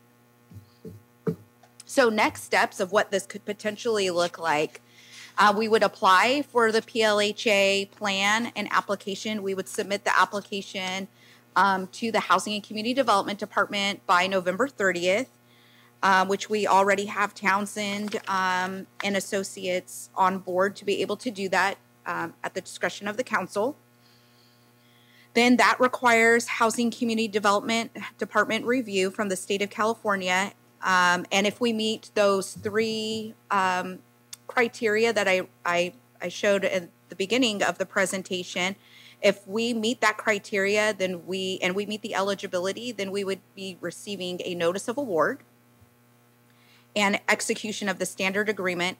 Also, I should mention as a part of this process, then if we are awarded, we would come back to the council with a budget amendment to be able to receive those funds. And then final step of that would be other financing entitlements. So this, like I said, is just the first step of the process. It's also a very flexible process. So should the council decide to change the plan, it can do so. Just it's at the discretion of the council. So we would just be applying for the funds and developing what those funds would be used for. But should the council decide in maybe year 2 to deviate from the plan, it is possible to do so. It just requires city council approval, and then it would require HCD approval. So that I do want to reiterate, it is flexible. So with that, and I know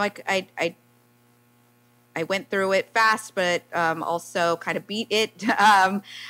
So if there are any further questions, I'd be happy to answer them. I know the chief would be happy as well to give you examples and the benefits of going through this process, but staff's recommendation is to provide direction to allocate permanent local housing assistance funds to either 1, purchase or remodel a hotel located in the city, or 2, purchase land or use existing land for a tiny home project. And then we would be asking the council to consider adopting a resolution authorizing the application and adopting the PLHA plan for permanent local allocation plan. That concludes my presentation. I'd be happy to go back to any slides if you'd like and answer any questions. And the chief is available as well. I got Councilmember Jones has a question. Yes. Okay, so it's pretty clear it doesn't matter if we pick option 1, option 2. We have flexibility. It's just to put on the application. Absolutely. Does staff have a recommendation on what to put on the application so it favors our application? Both options are very strong options and would be accepted by HCD as they've been accepted by HCD by other communities. They've used both options. So both options we feel are very strong. The first option would probably be the less expensive option. We could get we'd get a long way with just using PLHA dollars because it doesn't require much construction. We're not developing a brand new site that would require infrastructure and engineering to go into it as option 2 would require. Option 2, as you can see, you can develop that and make that look however you'd like it to be. It's really a clean slate. Option 2, it provides that framework to what the council, a vision of what the council would like to see. So either option, it just gives you flexibility. But if there's a priority of what could be done quicker, option 1 would most likely be the quickest. Okay, I'm in differ when we actually get to the point of actually picking an option down the road when it actually counts. Starting from scratch, it's very predictable on our costs. Starting with an existing building, especially if it's an older hotel, doing basically a condo conversion, you always have unexpected add-on costs, and so just council would have to be prepared that it's going to cost a lot more than probably what we originally budget for. So it doesn't matter what we put down, whatever you guys would like, I'm good with. Thank you, Mr. Jones. Ms. Lewis? Yes. Has staff spoken to perhaps the hotel owner where we have the project room key existing right now as to whether or not they're interested in selling? Chief could answer that for us. Thank you, Mr. Mayor Pro Tem and council members. Yes, we have. We've actually been approached by other hotel owners in our community who have expressed interest as well as soon as Project Room Key opens. So we think there's at least one, if not 2, hotels in our community that would be interested in having that conversation about selling the property to the city of Los Banos. Yeah, I know, well, all of our hotels are on the highway, but the one that we're using right now has the most land, especially if you're going to develop and, try to help people rehab their lives, get jobs, they want to purchase a car. It's just seems more amenable to me for them to have that space and for the city to have that space to have a really true lifestyle there. Stacy, I just wanted to go back a little bit on the project that's being proposed in Merced. Did I understand you correctly that they have a common restroom and a common kitchen? They do, yes. So that means that everybody uses one restroom for showering, or There's how does that work? multiple stalls, so it actually has its own container that has multiple individual restrooms, but it's not with the dwelling unit. It's its own building. It has multiple restrooms in there that are individual restrooms, and then the kitchen is one big common area. And I'm sure there are other plans out there that could be formulated. Certainly, I wouldn't want to have to leave my dwelling to go someplace and cook a meal and go out in the cold or the heat and take a shower and then, try to get back to the unit that I'm living in. So, that maybe that would work for Merced, but I don't really see that as a good idea. It's completely flexible, and Yeah. it's a blank slate. It's at the discretion and desire. And I've seen some pictures of other ones, and I don't know, perhaps, again, the cost of putting all of that in each individual unit could probably be a lot of money because those units have to be insulated.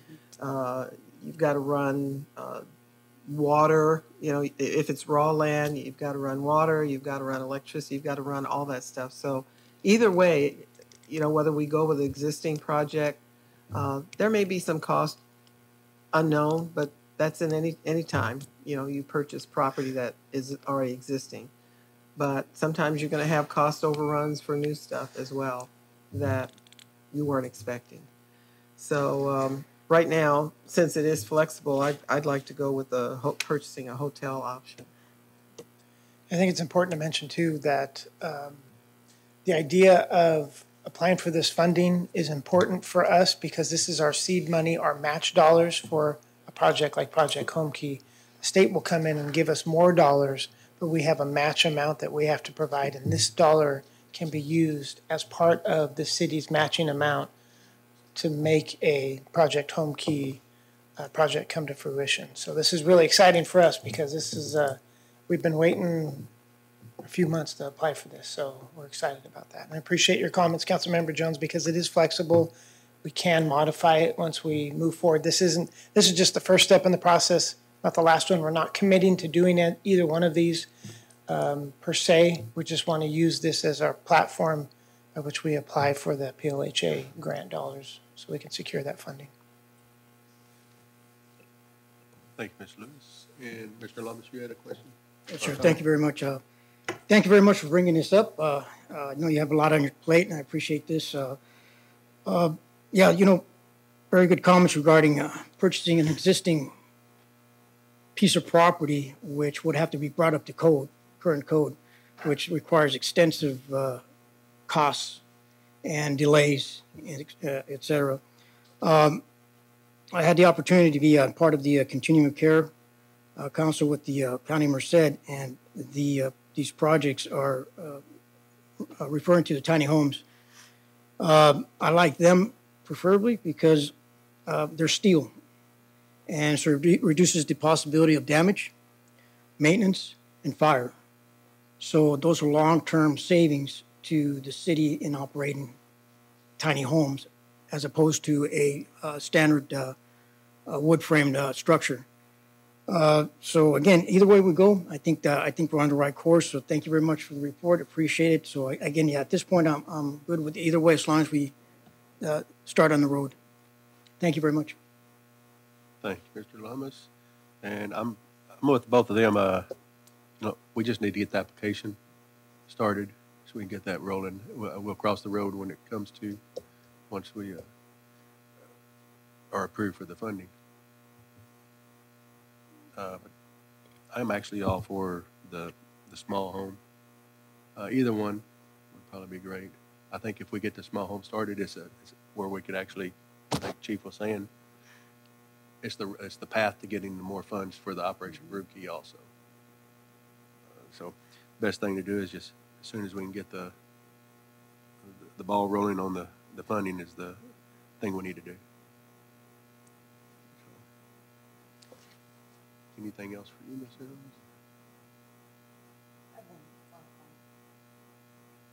Evans? Mr. Lamas? I'm sorry, yeah. One thing I like to think that with the tiny homes, we can be more strategic as to where we can locate it, because we'll be purchasing that land instead of having to pick existing locations, which may not be compatible with folks experiencing this kind of socioeconomic conditions. So with the tiny homes, we can purchase that land and again be strategic in where that place is located. That was my final comment. Thank you. Thank you, Mr. Lamas. And Ms. Helms, you're looking for a direction on what? So we do need direction on option 1 or option 2, although it is flexible, but for the purposes of the application, we have to identify one or the other as a part of our 5-year plan. Although we can come back and change that at any time, we do have to submit that with an actual plan. And Chief and I both tried to see if we could be vague enough in the application to allow us to do either one, and we wouldn't be that wouldn't pass through HCD. So we do need to choose one or the other. Okay, thank you. I'll start with Mr. Jones. I already said I'm indifferent, so whatever the majority. Okay. Mr. Lamas? Prefer item 2, but again, okay, whatever. Ms. Lewis? I think I said item 1. Item 1. Mr. Mayor Pro Tem, we need to open the public hearing as well, please. Gotcha. Okay, at this time, we'll open the public hearing.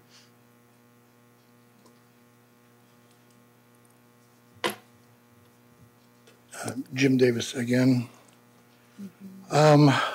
my question will be that I think answered by the chief that for a second ago, if I understood correctly, we don't need to decide right now the one or two in order to apply, or after we apply, then if we receive the money, we have to tell them what that money going to be spent for the item one or two. Which one is the correct?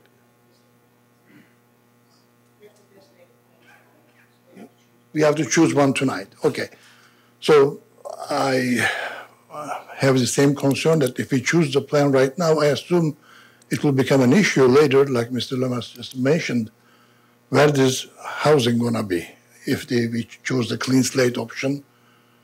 Because if you put right across from my neighborhood, I'm not going to be happy. If it's your neighborhood, you're not going to be happy. So everybody's going to be saying, I'm not to be here. It will be like a ping pong ball flying all over the place. That may take a time, number one. Number two, I don't want to make the similar assumption, but we all know what the projects look like after a while. You see in the movies, other stuff that is all government housing is applied. So the small home at the moment is finished and given the keys to the city or the residents will look clear, crisp. Even I want to move in. But in 2-3 years of time, again, same issue. It may turn to an area that they will be all ashamed of. It may take much more money than the building it to maintaining it. On the other hand, the hotel purchase will be the faster solution for the residents who were earlier, or since months, and the meetings keep coming up and complaining of their current situation, to move the certain part of our residents to that hotel, and then just at least their solution will be coming to them much faster, so they don't have to cry any longer or inhale the toxic fumes or hear the blowing up gas cans and other things, fires, all of those. That's the speedy way to go, I assume. Again, that then becomes the issue. I just wanted to make the comment on that, where the hotel going to be. If the hotel we used before, which I used to go and donate clothing, cleaning supplies, items like that with my wife, is also the area as a volunteer with the chief's request to just, I was patrolling the same neighborhood next to the mobile home park, the hotel they were using, and those guys were still going in, the residents in there were still complaining about from the hotel, the people coming up. Just because supplied hotel, they were not sitting in the room and watching CNN or MSNBC or ESPN. So they were still out, and I forgot who mentioned, but that hotel area has been used, the largest square footage area in there, and the side of it, if you've ever been in there, possibly you saw like I did, same type of a garbage there, they call possessions, were loaded all over the place. So I just want to make the comment that when we're making the choices, calculate everything, what to do, not a hasty number one, number two, instead of going that way, to think about the future, what that number one or number two option will look like at the end. That will be my comment. Just let's be careful. Thank you. Appreciate it.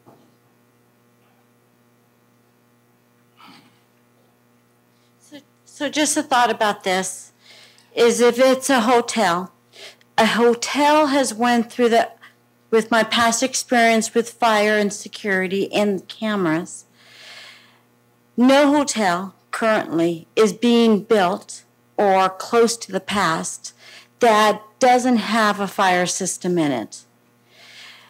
Per also code, they had to have so many parking spaces per their hotel.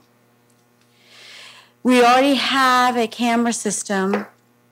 To extend that camera system over to that hotel or a hotel that's right on the main drag would just be those wireless cameras that can be extended so the PD can go ahead and watch them on site. I just wanted to at least let you guys know that hotels do have regulations. Some have regulations with sprinklers. If you wanted to have it being monitored, fire monitored, it's just a CPU box that's connected to the sprinkler heads. and the parking is already there. Thank you. Thank you.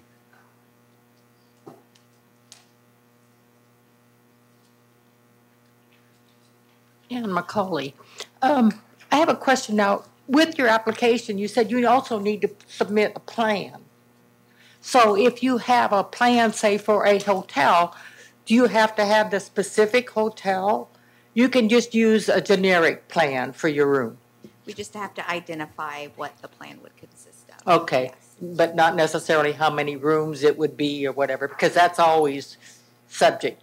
So for that 1 million, or yeah, 1,000,001, what portion of it do you think it's going to take just to buy the hotel? And then how many rooms? Could you go back in rather quickly and or almost, as the next immediate step, request some project room key funds, so that would not delay the project. Okay. Thank you. Ms. Lewis? Thank you. Just one statement. About 2 years ago, I saw a project down in Santa Barbara on public channel, which they built from the ground up for homelessness and for people who had drug problems and issues and mental health problems. But I think the key, which we have to make sure that we're on top of, is whatever agency gets hired to run this, is that the city develops some really strict guidelines and rules about people living there, what will not be tolerated, what will be tolerated, and what will terminate their residency at one of those at the facility. When good ground rules are set and they're followed, then people have a tendency to toe the line. And in the presentation that I saw about the project in Santa Barbara,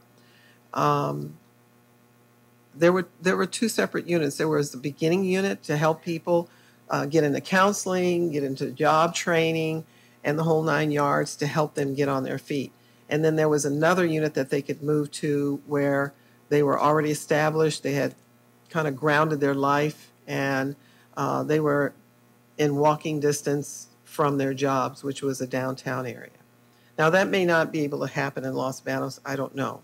But I do know that regardless of what we do, what we build, we have to have some rules about how people are going to live in these units. And we can't just turn it over to the organization to develop it for us, because they may be a bit too liberal about what they will allow people to do while they're staying there.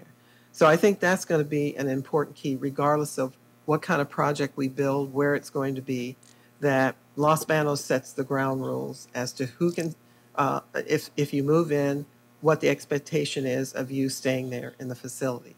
And that will help solve some of these problems. It won't solve everything, but I think people will begin to understand that if I don't follow the rule, then I don't get to stay here at this facility and may end up homeless again. Thank you. Thank you, Ms. Lewis. Ms. Helms, do we have a stronger one or two? Both. 'Cause I like both of them, either one. And both are very strong, and we would be given our allocation, either one would work. Option one is, in the long run, is quicker and cheaper. Option two, it just allows the city to really create what we want it to look like. Okay, so I will actually, because to me, one or two was great. I'd rather get something going quicker. I would rather go with option one myself. But I do need to close the public forum and then go back through one more time. Ms. Lewis, number one. Myself, number one. Two. Number one. Okay. But we do have the option once we receive, it's still either way. So, okay, that's great. So then what we'll do, the staff has guidance on what option to go with. So I will entertain a motion for the council resolution number 6570, authorizing the application and adopting the PLHA plan for the Permanent Local Housing Allocation Program. Do I have a motion?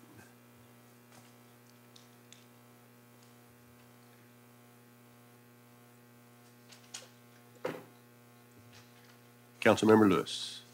Okay, let me find it here on the paper.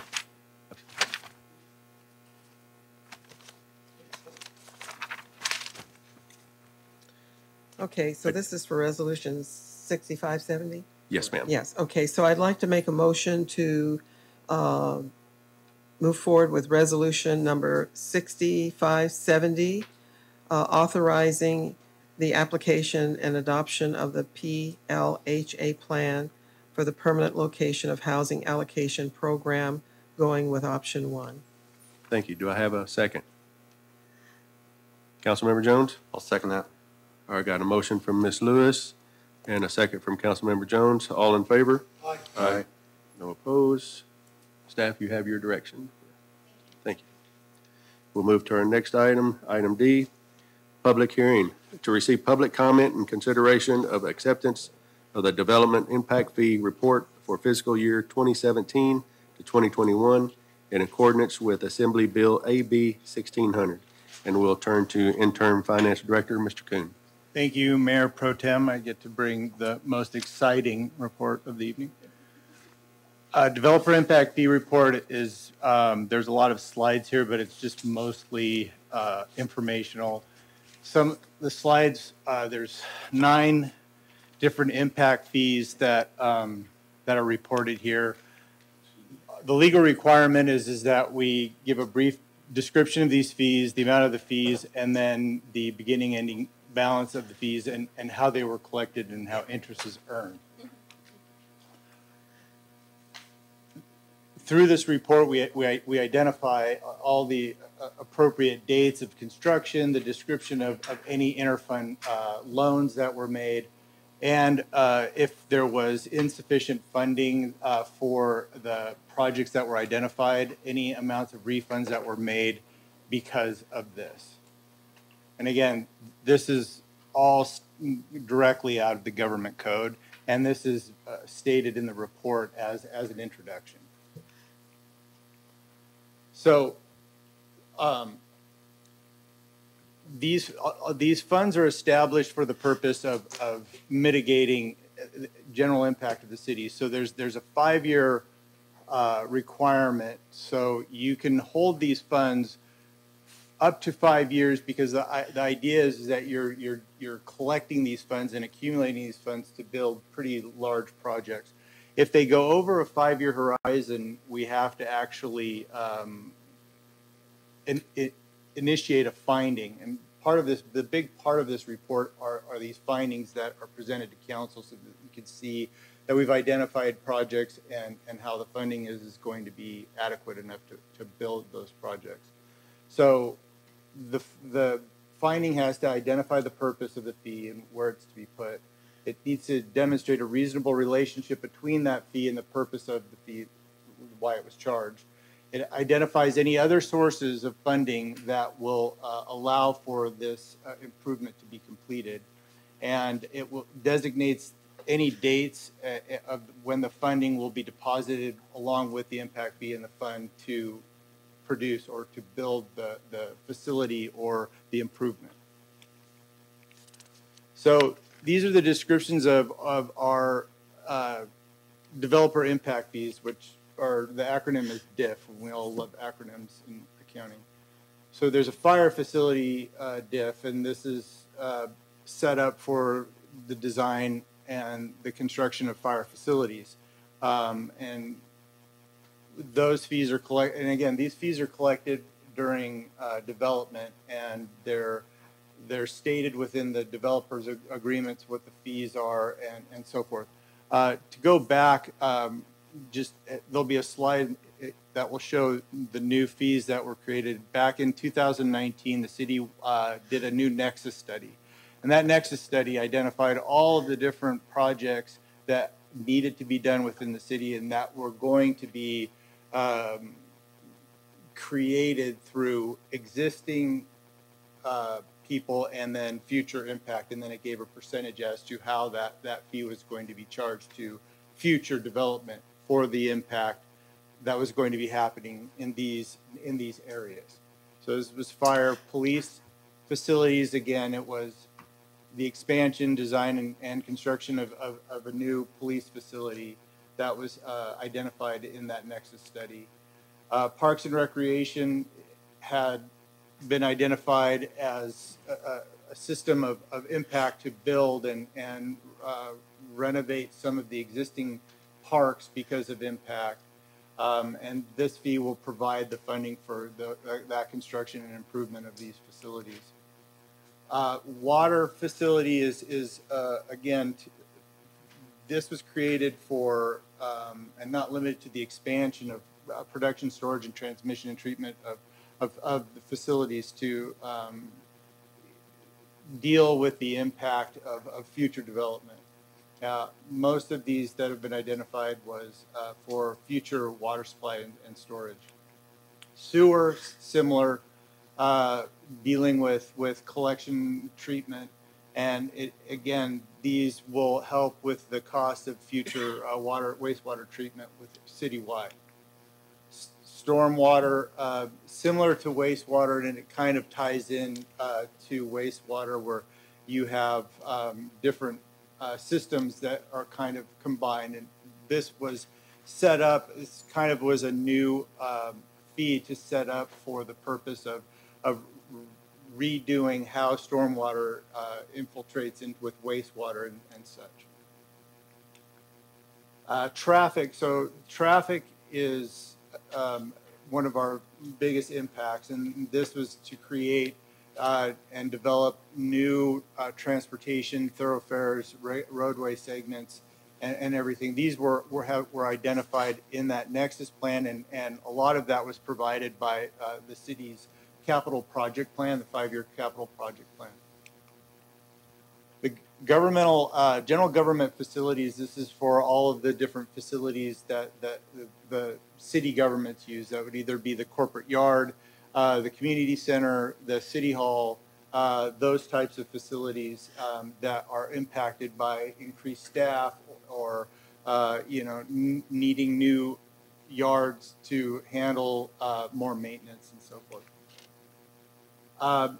During the Nexus study in 2019, some of the developer impact fees were combined into this general government fee, and those were the community center fee, corporate yard, city hall, and public facilities. So these were all fees that were set up from the 2006 Nexus study, and during the 2019 study, these were all combined. But we didn't lose the prior year balances. All of those prior year balances were still identified and then put into the 5-year horizon. And I'll show how that was done in some schedules going forward. And then there's a 3% administrative fee, and this fee is for the purpose of administering and complying with all of the different requirements of the impact fees that are collected.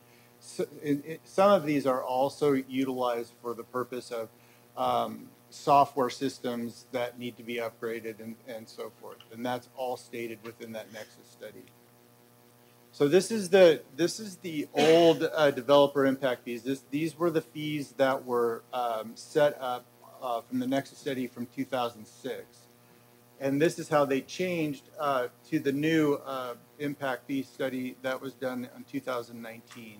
So a lot of it is that they took these fees, still had the same structure for residential and non-residential densities, and they applied it to all the new based upon CPI and what they thought was going to be the existing impact or new impact to the city, and put a percentage between what's existing and new, and came up with these new fees. And these fees are charged every time a developer comes in and pulls a permit.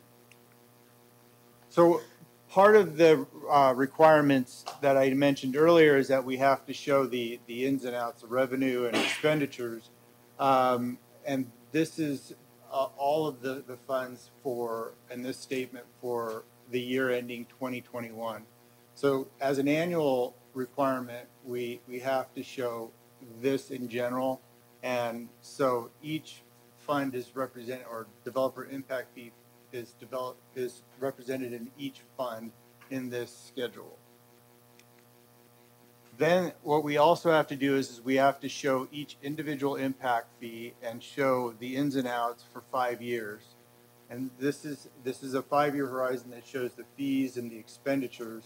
And then we have to go and we have to do a 5-year timeline. And it's a first in, first out type of fee expenditure. The fees that come in first, those get applied first. So that's why this schedule kind of looks the way it does. Where the oldest fees from 2017 are those, that will be the first fees that are going to be expended in, for instance, 21, 22. So any of the expenditures that are for that impact, those old fees will get spent first. When they don't get spent, there's the 5-year threshold, and that 5-year threshold is the bottom piece. And the reason why there's a 5-year threshold in fire is those fees accumulated before this 5-year schedule. So from 2010, 11, 12, 13, those are brought over in that 5-year. So what we had to do is issue a finding each time those aren't being spent. So police facilities had 5-year funds all the way up till about 2018-19, but in 1920 and 2021, due to the first in, first out, those funds got spent. So this fund didn't have a 5-year threshold. Parks and facilities, same. It spent the old funds, so it's now in a situation where it doesn't have that 5-year threshold. Water, since the infrastructure for water and wastewater and any of these are very expensive, they build up and they will build up and for many years, and our build out for the infrastructure will be predicated on master plan, capital plan, and even the general plan. So those are identified, and sometimes those are the most difficult to identify, the projects and the time and the funding for these. Sewer, which is wastewater, similar, and then stormwater it was an older fund that got converted into an enterprise fund, or is it still special? It's still special everything. So this is going to start building up more and more because those fees actually increased considerably in this last Nexus study. Traffic has a 5-year threshold that has to be reported. And again, this is just all informational stuff that's in the report. It just has to be reported for the purpose of public information. General government, this was, again, the new fund, but it combined all of the corporate yard, the community center facilities, those. And that got all put in the prior year balances. So even though it's a new fund, it has a lot of money accumulated in this because all of those funds got accumulated into this one fund. And then the last fund, which is the 3%, this again accumulated funds because we were going to be going through a software conversion, and I'll explain that here in a second. So the 5-year finding test, to meet those requirements, you have to go through those schedules and show the 5-year spend down. And if they don't have, at the end of 5 years, that threshold, they don't have to have any findings reported to them.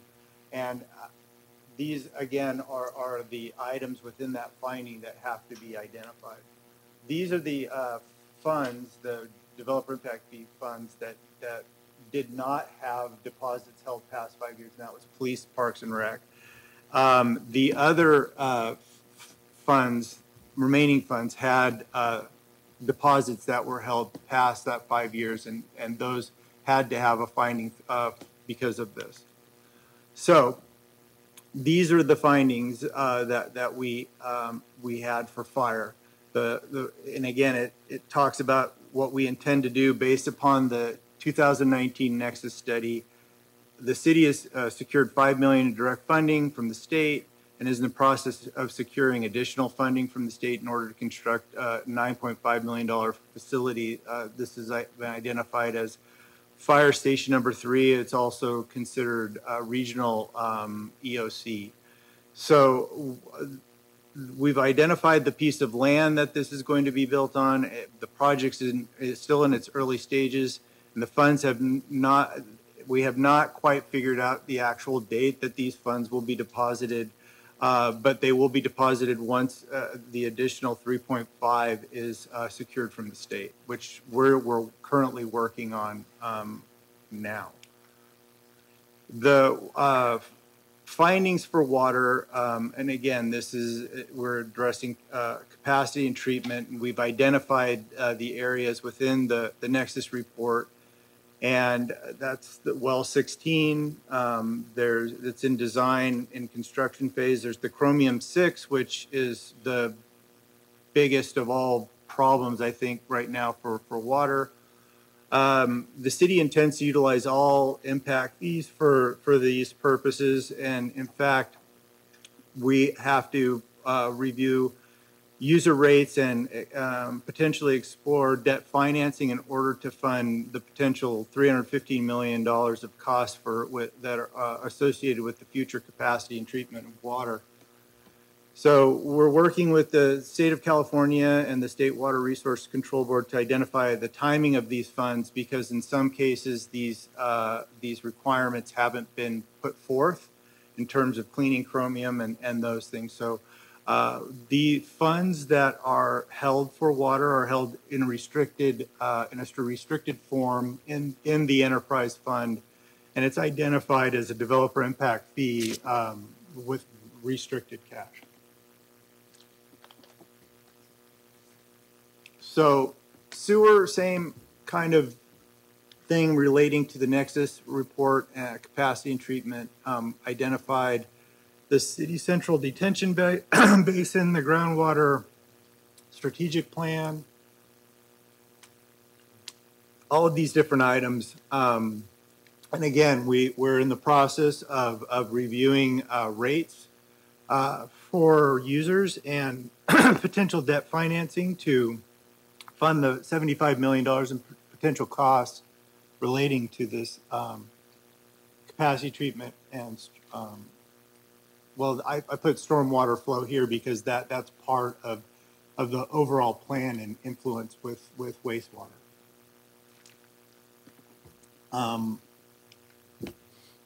Stormwater is again, it's tied to wastewater, so the finding here is similar in terms of the projects. The projects kind of dovetail together in terms of how we're dealing with future financing. Traffic, we've identified Highway 165 and the date of construction, 152, basically all of these, and the potential funding for these is in Table 3. So we're in the process right now of identifying what can be spent and combined with the different fundings that the state and local governments are going to give us for these projects. We anticipate that we'll exhaust these funds fairly quickly once these projects become approved by the state agencies and the local agencies. So within that, we've identified, the different areas and the dates that these funds will be exhausted with the amount of funding that we're seeking. In regards to the general government, we're utilizing $750,000 for a new corporate yard next to the police facility. I believe the project's scheduled to start this fiscal year. For the administrative fund, the city intends to use $350,000 of that to fund a new ERP system, and that project is planned for this fiscal year, probably going to start within the next couple of months. So we have not given any refunds because we plan on programming and utilizing all of the existing impact fees for and they're earmarked for the purpose of projects that have been identified, and we have found an avenue to fund these and complete these projects. A lot of the projects are predicated on the approval of those state agencies giving us those fundings. And so the way some of these work is that you go through design phase and development phase. So as we continue to build up these funds, in water, wastewater, and transportation, those specifically, those will be expended pretty quickly once we get approval on what we're supposed to be doing with those. There's been no loans or interfund loans between any of these developer impact fees. That's one of the requirements that we have to state, and that's stated in the report, not in this. I went through this really fast. I don't know if you guys have any questions. Basically, this is just a reporting model to say, hey, we're accounting for these. We've looked at the 5-year timeline threshold. We've complied with the requirements within the government code to show the spend down. We've identified the projects and the nexus between why the developer impact fee was created and when it's going to be spent. And we've identified funding sources that will be utilized in conjunction to meet the completion of these projects. So I don't know if you... Any council member have any questions? I will then now open up the public hearing. I see no one in the public. We'll close the public hearing, and we will make a motion to receive the public comment in consideration of the acceptance of the development impact fee report for fiscal years 2017, 2021, in accordance with Assembly Bill AB 1600. Do I have a motion? Councilmember Jones? Yes, Mayor Pro Tem, I'd like to make a motion to accept the report as submitted. And do I have a second? Mr. Lamas? Sure, I'll second that. I have a motion from Councilmember Jones, second from Mr. Lamas. All in favor? Aye. No opposed? Passes. Thank you for that report, Mr. Kuhn. Now we will go to the next item, item number 10, potential memorandum of understanding regarding local water issues. We'll turn to interim city manager, Mr. Wellman. Thank you, Mr. Pro Tem, members of the council. I'll make my comments brief. The hour is late, but I'd be remiss if I did not recognize our tremendous presenters here today and all the work that they have done. And I see Brent and just the top of Kim's head. Thank you. And Stacy, my gosh, you and Neron are just wonderful. Now there's our acting fire chief. What more could you want? I am really privileged to work with a great group of people, and I'm going to be quiet about that, other than to say that what you have before you in item 10 is general for a purpose. I'm not satisfied ever on anything. These guys can tell you. What I'm seeking is some accurate information. Because of my background, I've been the UC Merced project director, and outside of positions in city and county government, have run 3 water districts in this Central Valley in the last 10 years. And so this kind of comes natural. So Neron has been the subject of my unrelenting questions, and I want to recognize him for being so patient. We got to take a look at wastewater, stormwater, freshwater or drinking water, and recycled water. What you have before you is we have been contacted, and we have been doing some contacting with recognized engineering firms. I have not spent, I think it's less than $100.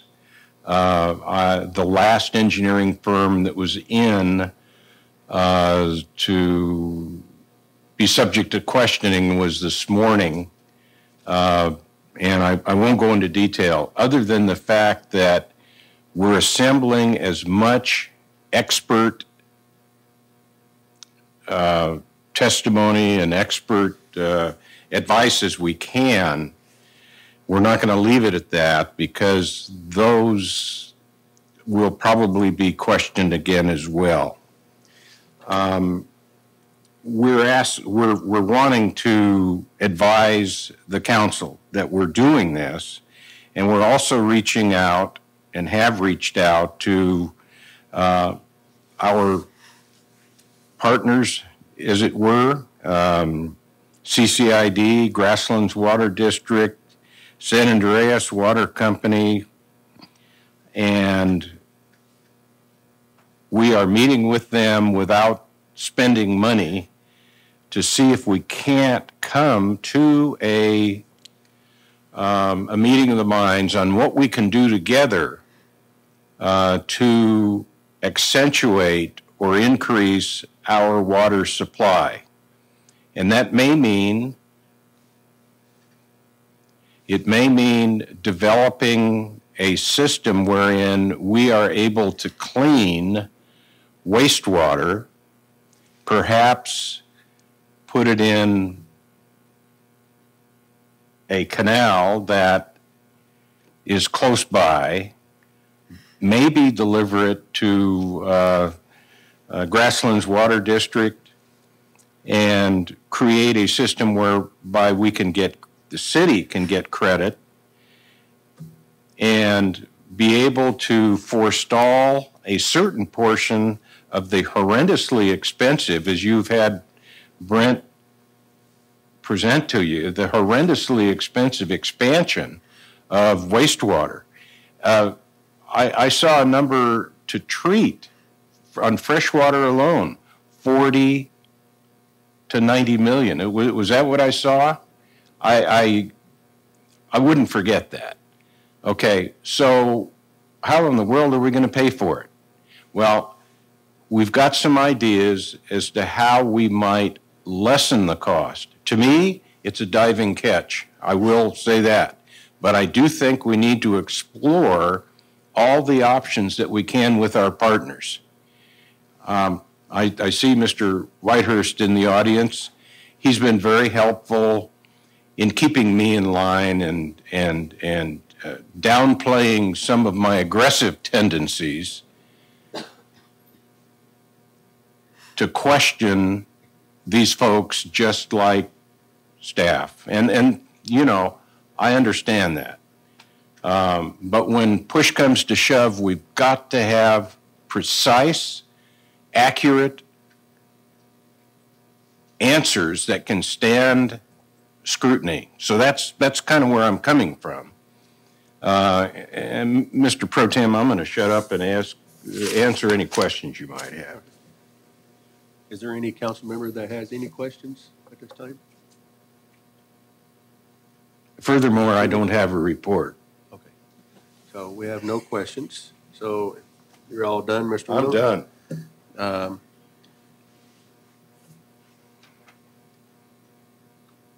Says we need to receive staff report and direction from the city council on how to proceed. Okay. All right. So, Mr. Lummis, move forward. Mr. Lewis, move forward with it. Further investigation. Okay. All right. Staff has their report and direction. All right, we'll move on to the next item, advisement of public notices. We'll go to Community Economic Development Director, Ms. Elms.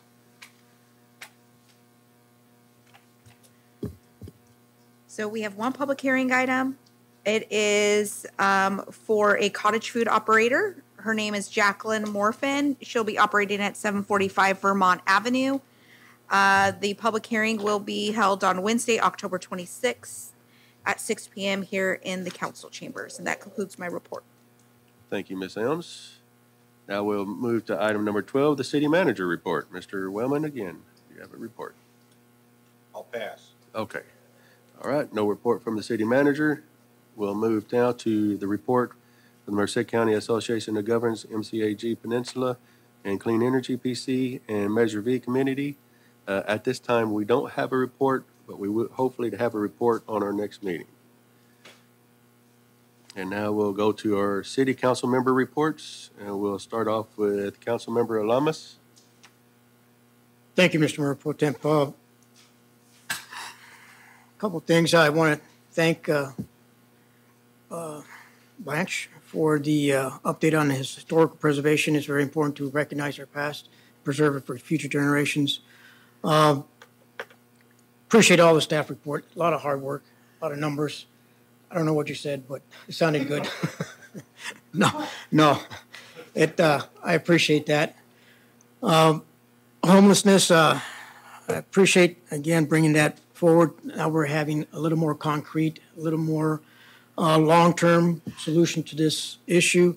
But again, it doesn't provide the relief that these folks need over at the homeless encampment. I'm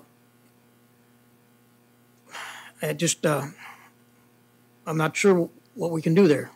Hopefully we can get a little bit more clearer picture of what can devote as far as resources, wall, better fencing. I'm not sure.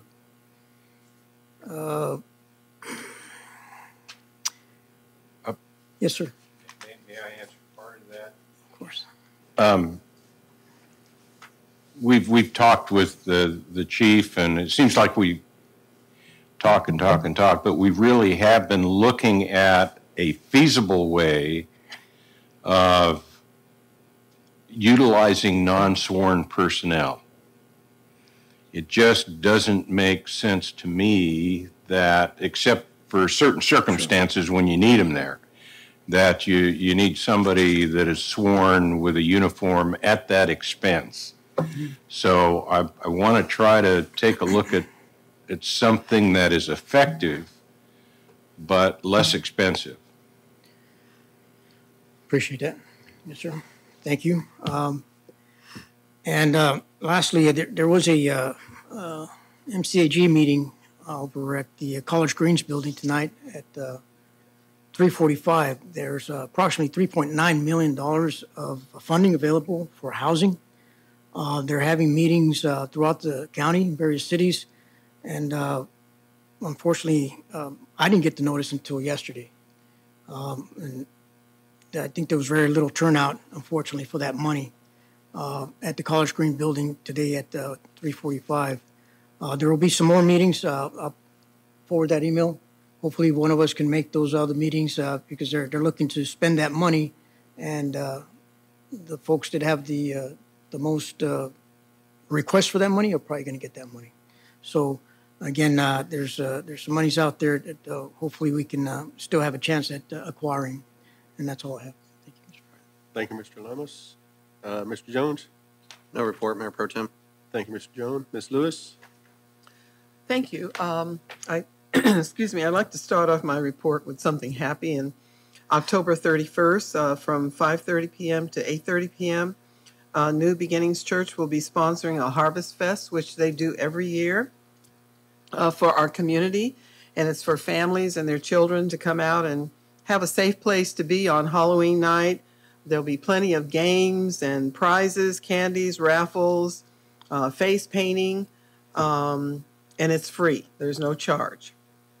You can look for the big searchlight in the sky because there's always one out every year.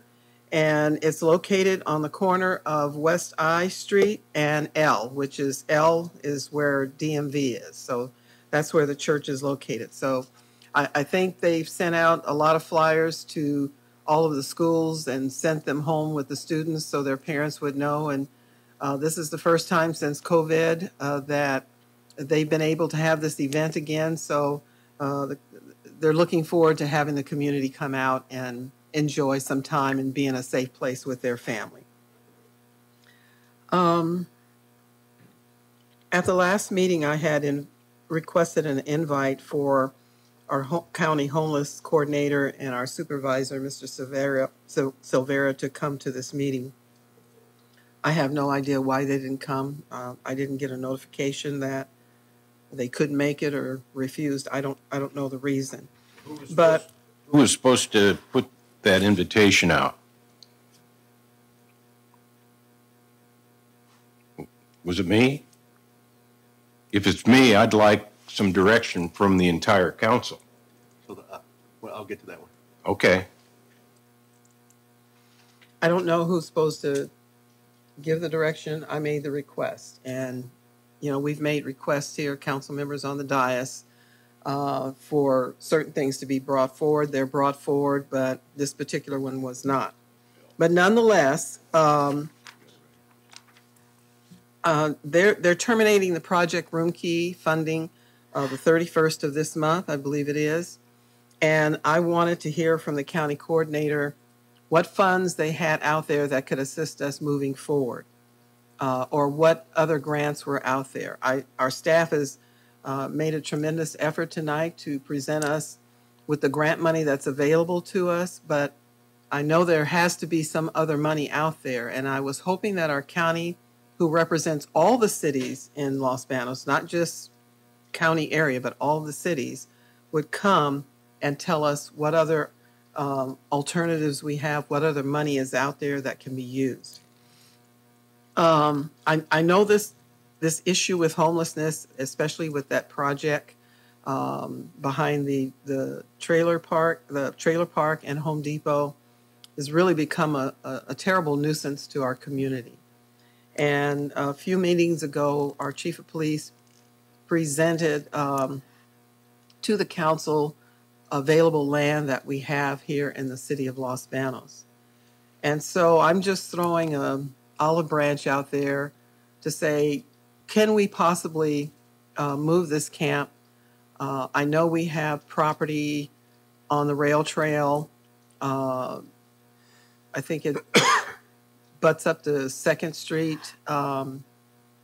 That would give us a decent buffer from residents on either side.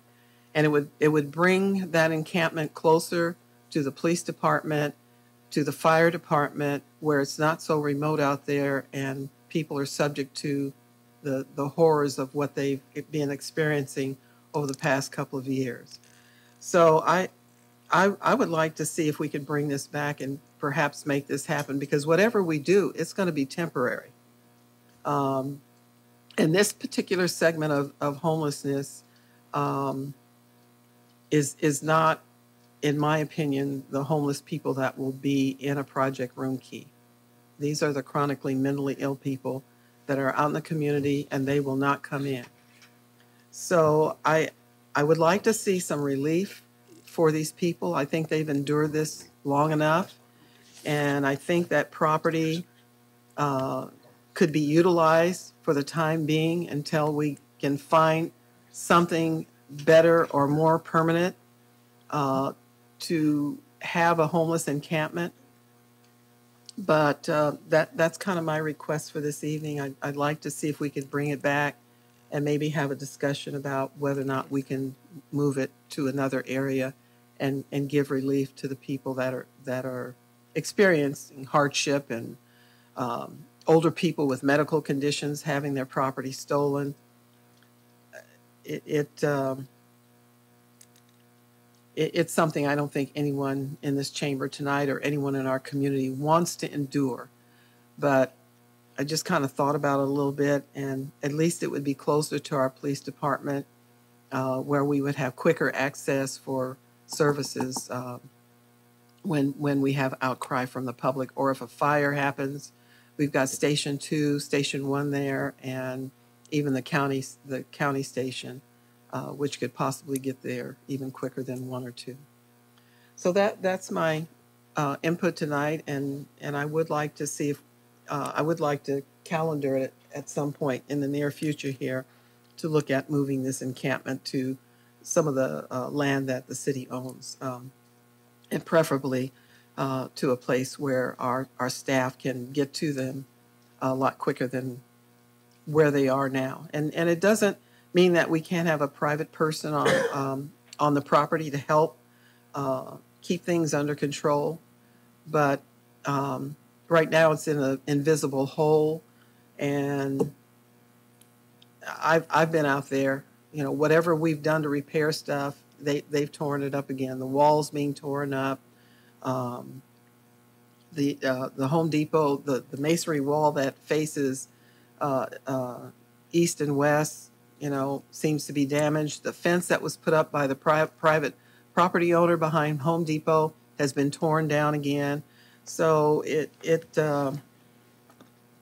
just a bad situation. Okay. So that's my report for this evening. Thank you. Mr. Pro Tem, I'd like to get a little clarification. Last I understood, the homeless situation is under the jurisdiction of the police chief. Am I correct? Okay. When is this item going to come back? When do you want it back? To this council for resolution? I mean, it's up in the air right now. You want it next meeting or 3 meetings from now? When do you want it? Okay. Let me go ahead. Go ahead, Ms. Lewis. You go ahead, and then I'm going to finish my part that I have here. Okay, thank you. As quickly as possible. So if the agenda is not stacked up for next week, it would be a good opportunity. I'm turning to the chief. Oh, you are? Oh, I thought you were asking me. Well, you too. So hold on. Let me make my council report real fast before we do anything, because we got to get back on policies. So right now, before I give my last part of it, I just want to, all of us council members have been part of it, but we got to get back to policies. And we had a resolution that was passed back in December 2007. And this is an agenda item request policy. Basically, what happens are our council members will make an agenda item request through the city manager. The city manager then will put the item on the agenda to come to the dais for a council discussion. And from there on, it will be, if it's approved, then we will move forward with at a future council meeting for the meeting to take place on whatever item.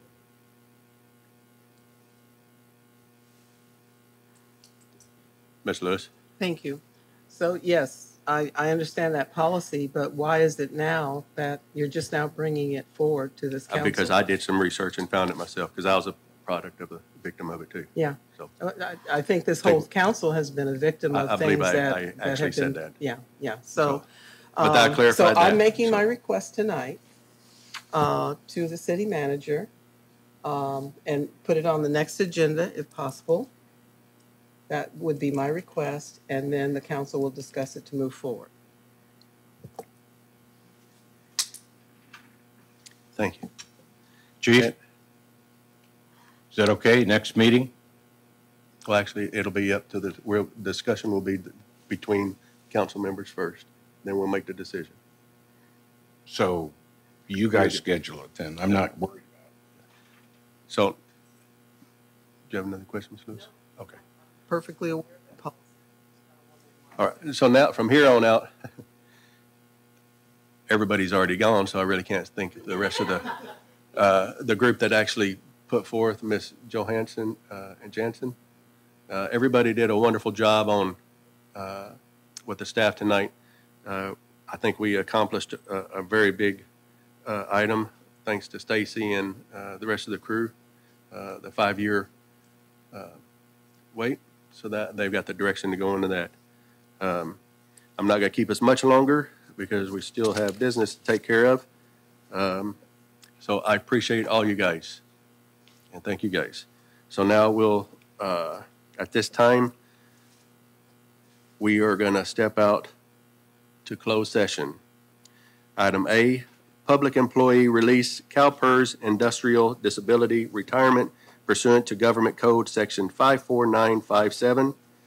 Item B, conference with labor negotiators pursuant to Government Code Section 54957.6, agency designated representatives, interim city manager Wellman, city attorney Vaughn, city clerk human resources director Melanie, interim finance director Mr. Kuhn, legal counsel Tufo, employee organizations Los Banos Police Officers Association, Los Banos Police Sergeants Associations, LBPSA, Los Banos Firefighters Associations, LBFFA, the Los Banos Police Dispatchers Community Services Officers Associations, LBPDCSOA, Los Banos Public Employee Union, Public Works, and Local 1/AFSCME, and unprecedented miscellaneous employees.